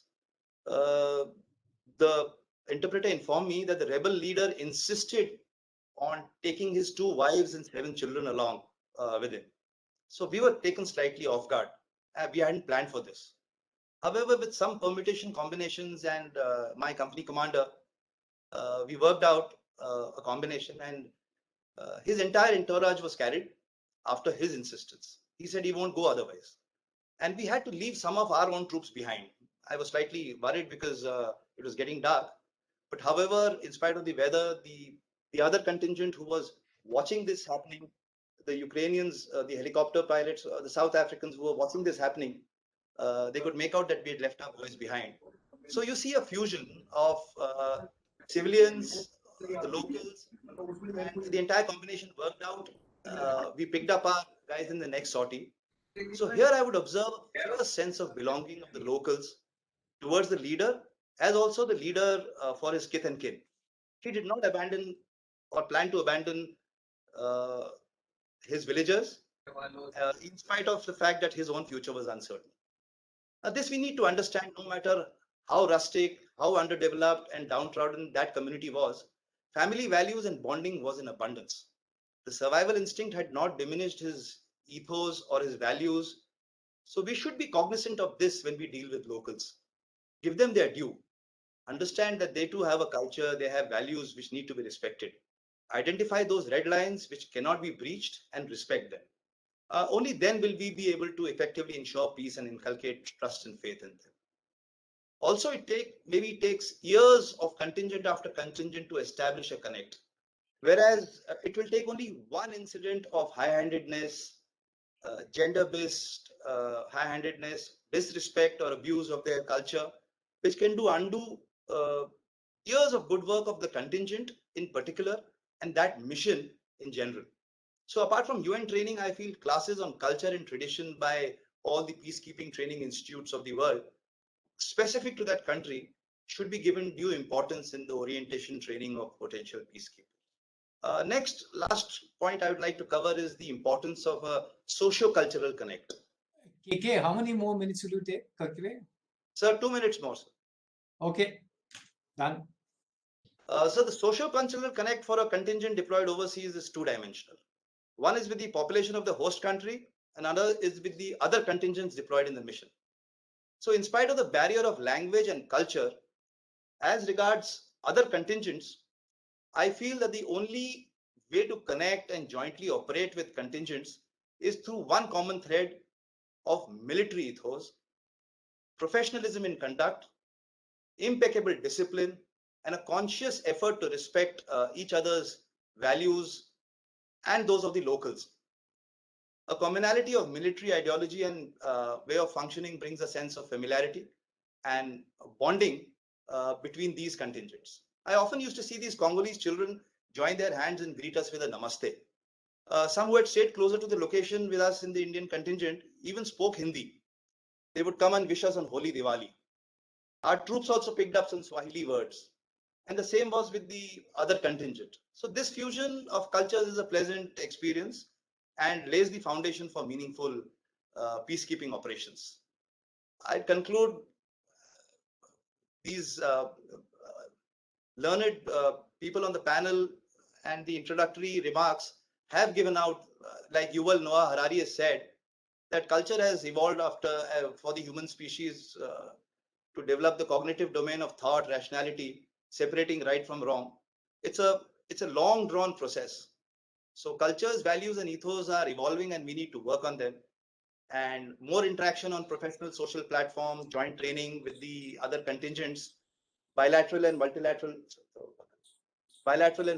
exercises. I think that's the only way to optimize input. And rest I leave to the good judgment of our military leaders and academia, sir, to be able to steer us through this blurred domain and pave a way forward. I'm through, sir. Thank you very much. Any questions, I'm ready to take answer. Dr. Kk, thank you so much. It's an excellent presentation, although you overshot by a few minutes. But listening to you, when I was so engrossed that I forgot to look at my watch. And listening to Dr. Rufa and thereafter Colonel and Dr. Kk Sharma, and when I listened to you, as if that somehow that all three of you maybe have a parlays indirectly. But point is that it is actually fell down logical conclusion of the, I would say, a webinar we wanted to achieve. And you brought out the aspects from the Indian perspective, from how come, what does cultures and traditions and legacy of what you bring with us to the peacekeeping mission, how it can make a difference. And thank you so much. Now we come to this question answer session. Luckily, although we overshot the time, we have only one question for Dr. Rufa, that is requesting her comments by General Shashi Asthana. Dr. Rufa, are you there? Of course, I've been listening all this time. Very interesting presentation. There's a comment for you, requesting for your comment. Can you read that comment? Yes, I've already read it. Let me just pull it up. Yeah. Just 1 second. I just want to make sure that I can't. Not very good with these computer things. Anyway, I can't access it right now, but if I remember it correctly, it was a very good question about the material capabilities and how to deal with that. And I think that's a very important point. I think that at least in my books, in my research, what we seem to find is a little bit of an overemphasis on material capabilities and resources. So don't get me wrong, they are important, and it's very important for peacekeepers to be properly equipped and to be to have the adequate vehicles and to be in the material conditions that allow them to do their job at their best.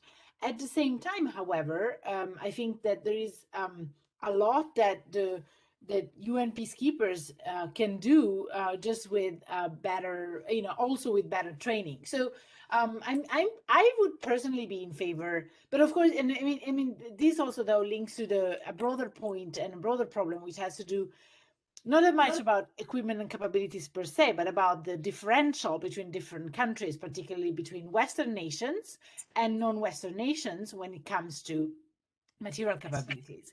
And I think this is a big issue that cannot really be dealt with at the state level, but that needs to be dealt with at the United Nations level. We can't really expect that in the United Nations mission in Mali, for instance, we have troops that are taking enormous risk, like several African peacekeeping troops, and that are deployed on the ground, that are insufficiently equipped, and at the same time have highly specialized elite units from the Swedish military that are conversely not really doing presence on the ground. I think so. There are these tensions that are there, and that they're really risking undermining the entire peacekeeping effort. And this is why towards the end of our book, and also in an upcoming event that I have at the University of London, I will be talking a little bit more and reflect a bit more about perhaps the opportunity of a United Nations peace army. I think maybe that's something that could be brought back into the table. It sounds like that it would perhaps help us to both address these material capabilities issues that Shashi Astana addressed and asked me about, but also could help us harmonize a little bit more training and preparation.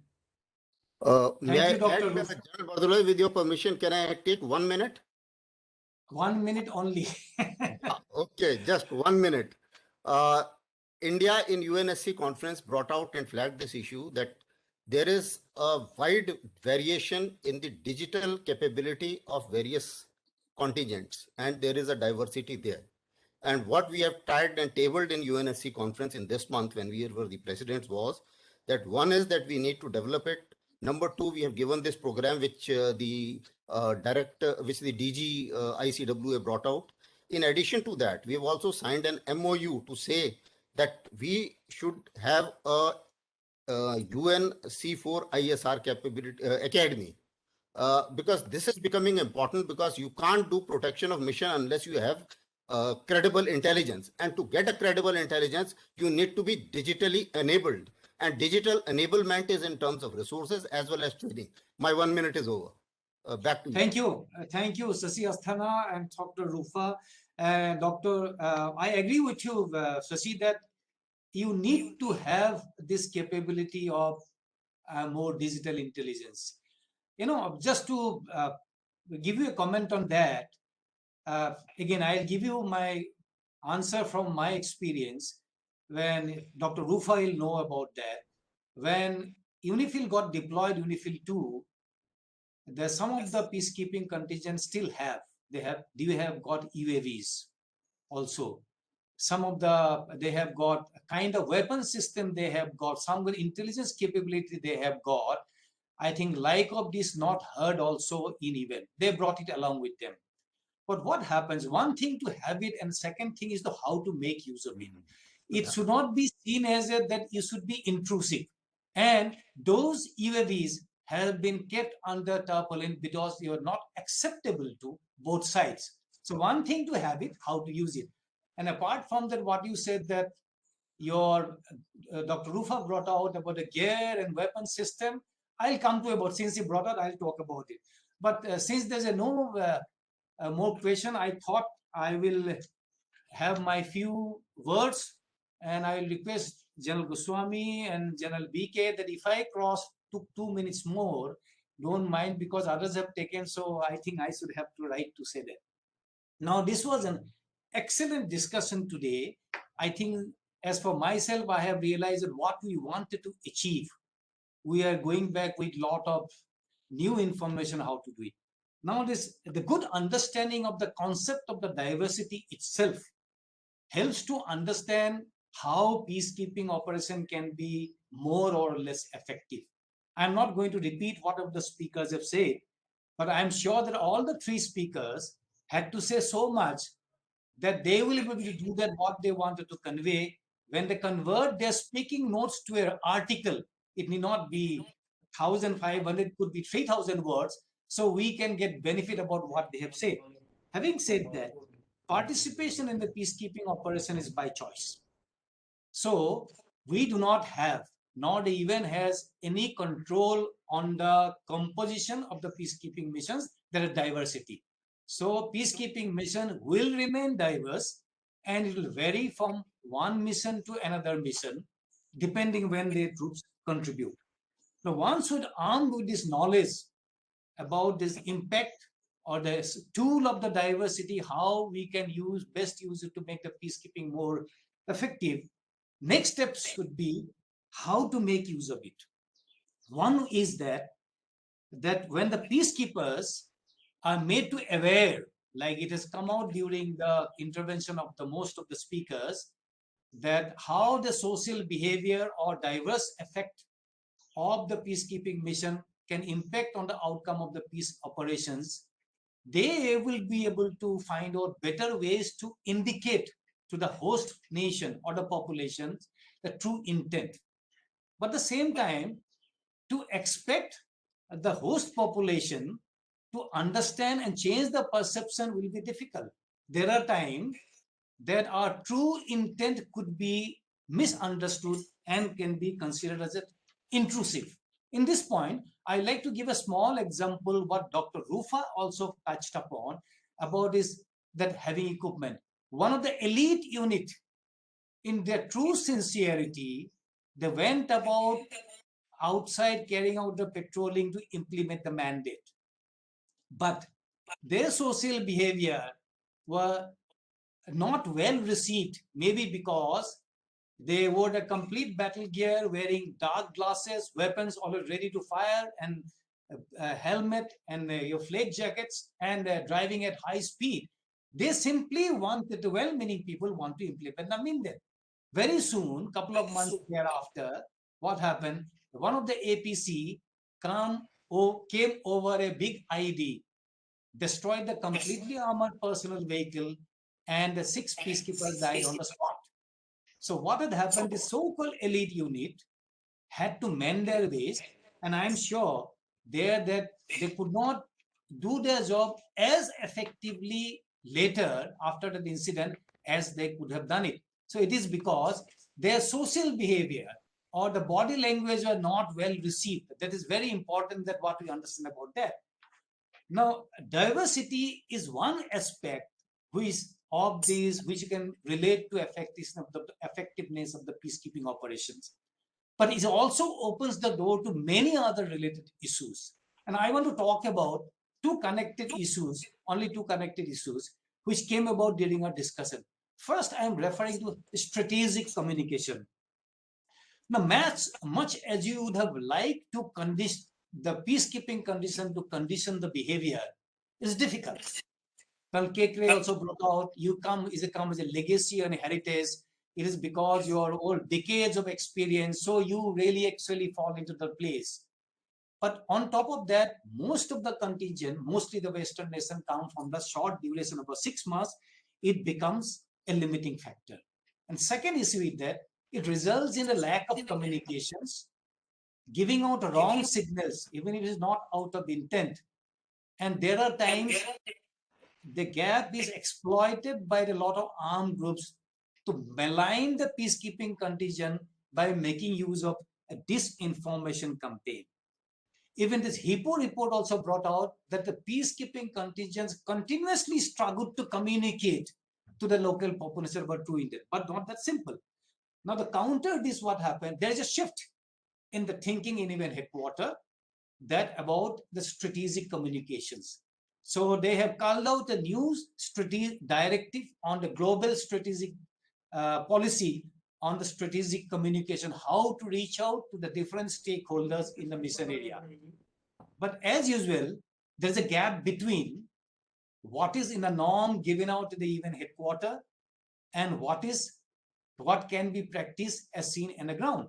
Like for instance, even if in the last conference people have brought out a lot of issues and the UN headquarters about the digitize and all, certain things we have to flag, let me tell you, because otherwise we have to do it because a matter of business. But what happens actually the operational level?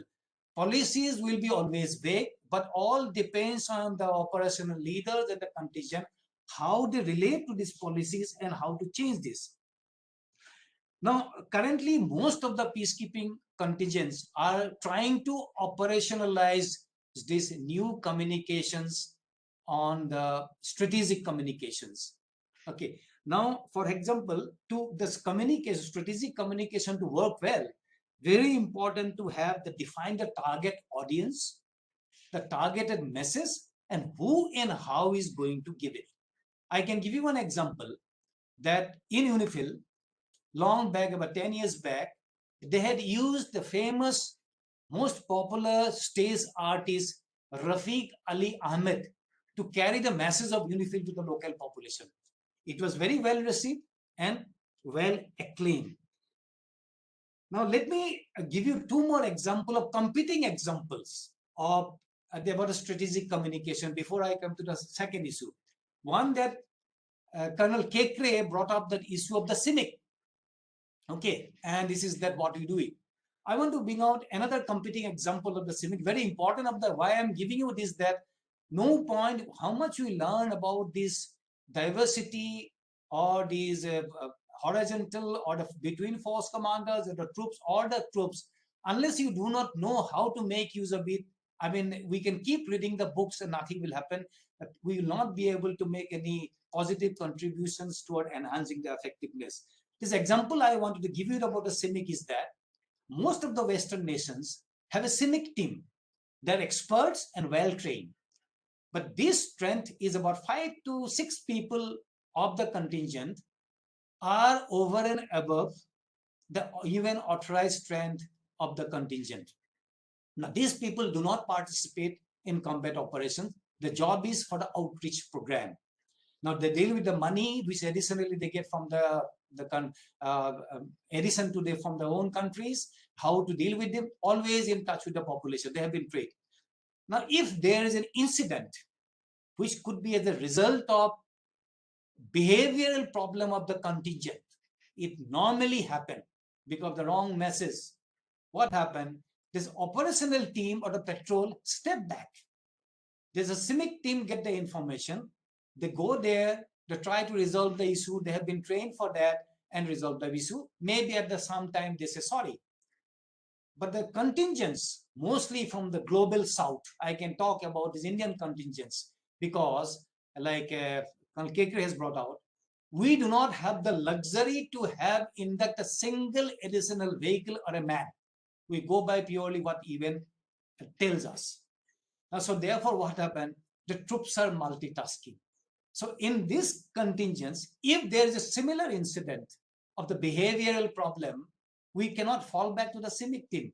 The same troops try to resolve the issues. What we have seen, that acceptance from the side of the population to hear a word about the sorry from the people who possibly must be the cause of the behavioral problem, whether it is out of intent, is better than when the word sorry is outsourced. So this is what I would say that competing example of CIMIC, and it comes again culture and trade culture and tradition. Second example, communications, strategic communication. Again, I will quote an example. There are many more examples like that. I'm sure all of you are aware of them. I recall one colonel level officer in UNIFIL. Later, he became the force commander and had the mission of the UNDOF. He retired now. Once he was traveling in Lebanon from sector east to sector west. And he is to travel all by himself, a senior level officer, along with his driver. Halfway during his journey, suddenly he was overtaken by a speeding Lebanese vehicle with 5 to 6 Lebanese young boys. When they crossed him, they made gestures to him. They were not obscene nor offensive gestures. They're telling him some gestures as if they were telling him, hey, please race with us, compete with us. Now, this colonel was not provoked. He kept driving his own speed. After 10 minutes, he finds the same vehicle waiting for him. And the moment he crosses them, again the vehicle overtakes him, again gestures at him. So this game continued for about half an hour, 3-4 times. But this colonel did not get provoked. He used to wave at them, keep waiting, and keep driving at his own speed. Finally, he came across to a point. He again came across the same vehicle, but this time vehicle has been parked on the roadside, engine switched off. And this time when he crossed, the gesturing was different. The Lebanese were youth. They started waving to him with a smile and gesturing him that they move on. So it appears that they felt, they always, my takeaway from this is that they were initially telling him games people are playing, this strategic communication. Look, this is our country, this we have the right, race with us. He did not race with them. So when he did not race with them, they took it that, well, that man has accepted defeat, or they have given us the respect and they have accepted it that this is my land, this is my country. So they're very happy. So let that officer pass. So that otherwise they're not going to listen to the foreigners. Now, coming to the next example is that it brings me to another aspect is that to Indians, of course, these things come naturally. Not that because I am Indian, because I have seen about many countries. Now, different social behavior that we have observed have their own strengths and weaknesses. Like it brought out by almost all the speakers, it has got more of a heritage than less of a baggage. But point is that now peacekeeping contingents, when they participate in peacekeeping operation outside, they are military contingents, but they participate with a difference that with a UN mandate in a foreign country. Contingents are all like military teams, military units. They are also led by a force commander, who is a uniformed man, and head of the mission is a civilian diplomat, career diplomat, most probably, could be politician also. Now, by participation in the peacekeeping operation by choice. Therefore, one, the diversity will remain, and the command and control setup which is there, even also has got its own command and control setups and the laid down policies. And mostly, barring for 2 missions, where I think UNIFIL and UNDP could be one more missions, the force commander is a double-hatted. He is also head of the mission and the force commander. Most of the mission and the force commander and the civilian head of SRSG. And both of them, they derive the power or authority from the Secretary General based on the UN Charter, the delegated authority. But it's not simple as that, because this command and control system in UN is not like other military force in their own countries. These all peacekeepers contingents, and including the civilian employees, while they would love or want to follow the policy guidelines of the command and control of UN, but generally there is a general disliking for the word command and control. Therefore, what happened is that the leadership and decision making become in a peacekeeping mission very complex and complicated, and it boils down to it's a matter of coordination and cooperation and managerial issues. Therefore, then how do you, if you're equipped in always, gainfully employ these employees? This all depends, and the head of the missions or the senior mission leaders, they can do that probably or possibly if they were aware of this fact that what does diversity means, what does the cultures and traditions mean, and they want to strike a rapport. That's, I would say, Rufa's word, reducing the distance between the peacekeepers and the force commanders. then they'll be able to understand the nuances of the complication of the diversity and to gain full implement or use of this strength of the diversity of the force composition itself. Now, this apart, since we're talking about the leadership, that I will also touch upon one more subject about leadership quality itself. Like another issue I want to begin with, that Dr. Rufa also brought out, that the force commander or the mission leader, is he a UN force commander or a national contingent commander? Yes, there is a problem because of command and control. More often than not, I have seen if he's a mature man, he will have to rely more on his own contingents. I have seen examples are many. One latest example I can give it is UNIFIL is there. I have seen, but one of the I think couple of years, I mean, 2000, about almost two decades, almost close to 2 decades, 2000. Sierra Leone, last time we had a seminar on hostage taking, when the biggest operation took place, I think after no such big operation took place, there is Operation Kukri to rescue the hostess from this RUF rebels. The big operation was launched. I think General Jetli, then force commander, had to rely on everyone, but mostly the most crucial task he had to give it to the Indian peacekeepers. You like it or not, this kind of puzzling or jugglery one has to do it if you want to finally achieve the result. But also apart from that, that depends on the personal leadership quality of the force commanders also. Now, like I said, that in the integrated mission, the SRSG is also head of the mission. He's also expected to coordinate not only within the mission, but outside the missions also. But he has to navigate in a very uncharted waters and operate between conflicting parameters. That is that following the norms of the UN, like the principles of peacekeeping at the delivering account.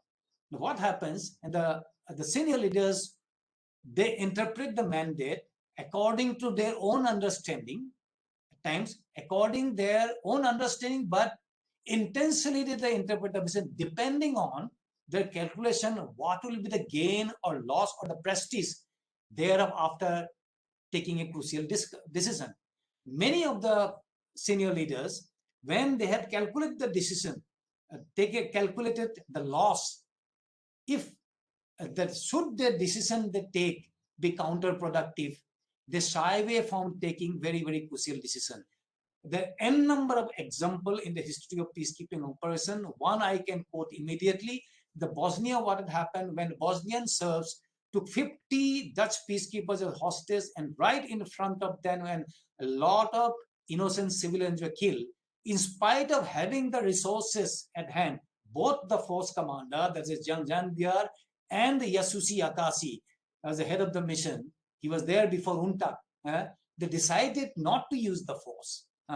They, of course, justified that if they use force, there could be more retribution of Bosnian Serbs. So they thought that maybe, according to my reading, it is better to sacrifice the 50 peacekeepers, not the sacrifice means killing. Let them take it hostage, we'll save the city. But point is that to them, the Bosnian Serbs, the Bosnian Muslims, the peacekeeping missions have failed.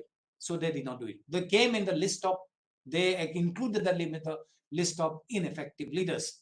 Second is that effective leader, I want to say, similar time, around the same time, the Rwanda, what had happened? The General Dallaire, he was not getting along well with the SRSG head of the mission at all.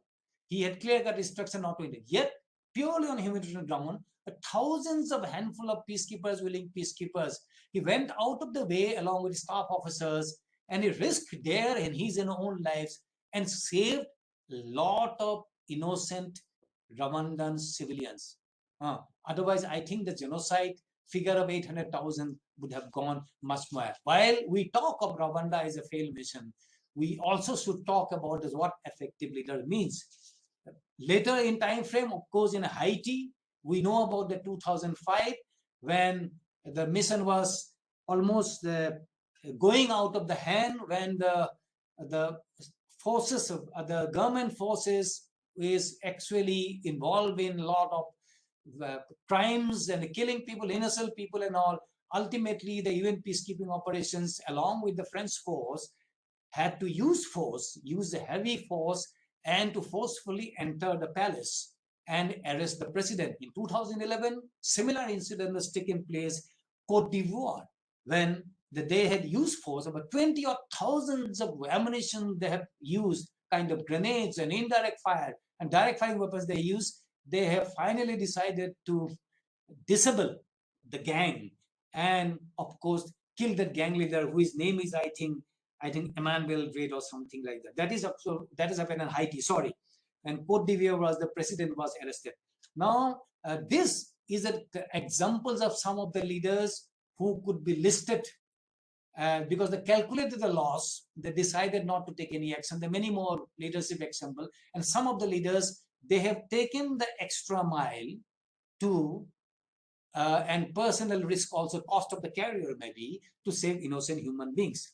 Finally, I think conclude, it brings me to another point which I like to flag, that it's another key issue, that how this, when you are aware of this, the mission diversity complications, with that, what are the implications of the effective strategic communications and how leadership can contribute, how do the peacekeepers, when it comes to implementing the core objective of the peacekeeping, or that is saving the population, protection of the civilians. Now, this I do not want to discuss now, because this is a subject by itself and a very important subject.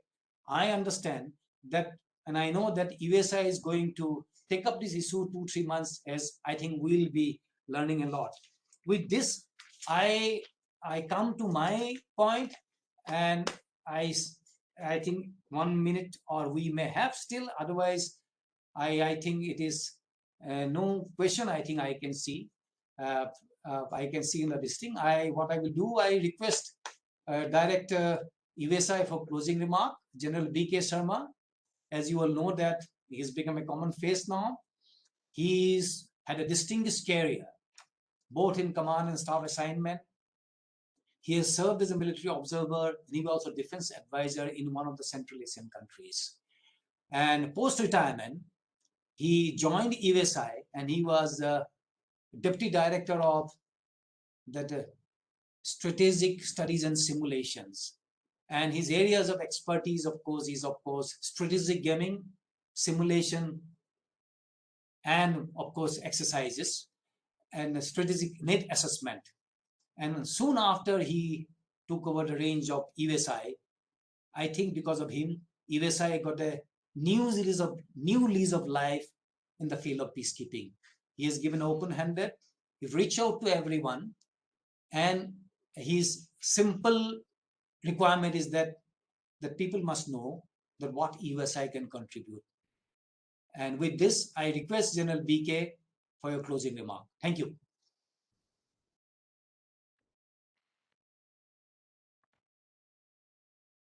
Thank you, General Bardoloy, for those kind words. I think it's been a very fascinating session today, and my special thanks to Mrs. Singh for having very patiently sat through the whole proceedings, and also my thanks to General Goswami and Bardoloy and our Director Challenges Forum. Then we have, the other speakers, particularly Professor Rufa and my colleagues from the Army, Colonel Kk Sharma and Colonel Kk. Whatever I have heard here, it has reinforced my own observations when I served with the UN as a military observer in Onuka. That was a mission in Central America, wherein we were, among other things, involved in the disarming and demobilization of Contras. And it was a very simple yet very complex mission, because Honduras was being used by Americans to supply Contras and all kind of weapons, and subsequently Sandinistas came to power, and there are a host of countries, about 12 countries were there in that mission. And this mission expanded to about 5 mission countries. And then there were a large number of agencies which were involved in the rehabilitation of Contras in the mainstream of Nicaragua. So that's an experience by itself which we can easily apply to Afghanistan in times to come. But what stood out very clearly from the presentation today about the diversity at different levels, the cultural diversity, the diversity of the way we operate, or DNAs of different countries. I don't want to talk about that. I think this was very, very invigorating and very, very stimulating experience. Now, what I intend to propose that since USI has a very nice partnership with ICWA, which is a very, very reputed think tank, we also have connectivity with Challenges Forum, NUPI, IPON. We've also been consulted very widely by Huda panel when these UN reforms were being undertaken. And within USI, we have very rich faculty. Most of us have been in the UN missions. Then there are other force commanders who are associated with us in their capacity as our life members. I think this kind of resource and this kind of experience is very, very rare to find. You see, Mrs. Vijay herself, she has been at New York and she's heading one of the prestigious institutions. So it's high time that we put our heads together and we provide a new lease of life to this whole UN thinking and UN policy and doctrinal level. While our Center for UN Peacekeeping is most sought after center regionally and globally, but they're mostly involved in the capacity building. Where I find a gap where the USI and ICWA together with other partner countries can come in is at the policy and doctrinal level. And at the policy and doctrinal level, the very character and the nature of UN peacekeeping operations has undergone a dramatic change. Today, you're operating in the gray zone environment in the multi-domain. There are no clear-cut these friends and foes, and you have a mission area where the two contestants, they invite you and then you go and you do the peacekeeping. It's far more characterized with volatility, uncertainty, complexity, ambiguity. There are state actors, there are state-sponsored non-state actors, there are non-state actors, there are crime cartels, a whole lot of those things. So who is looking at all these future challenges? And then coupled with that, as an equally important thing is the technology. Technology has become an enabler. Today, you can't work with old methods. And this factor has come out very clearly. Even General Asthana raised this. And we were contributing to ICWA, that paper which has been presented at the United Nations Security Council. US also was consulted by ICWA.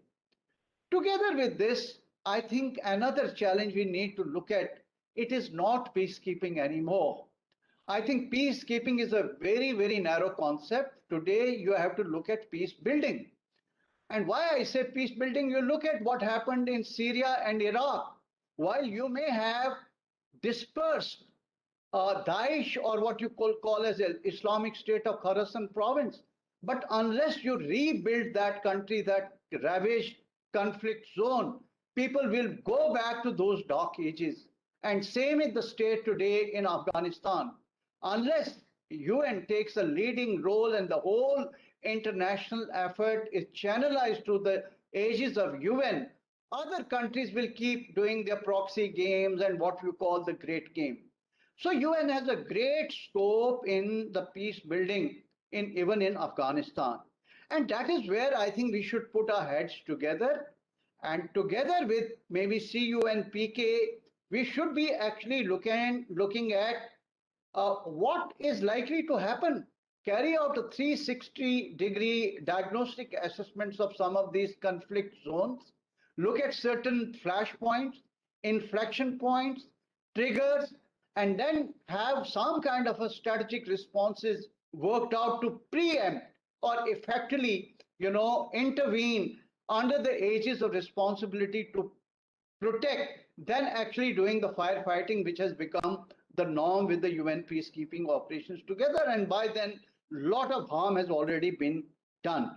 To that extent, I will offer to Director CUNPK here that please do involve ICWA and USI in running certain scenario-based tabletop exercises in which USI has an experience of about last 10 years. We've been doing it for the National Defense College.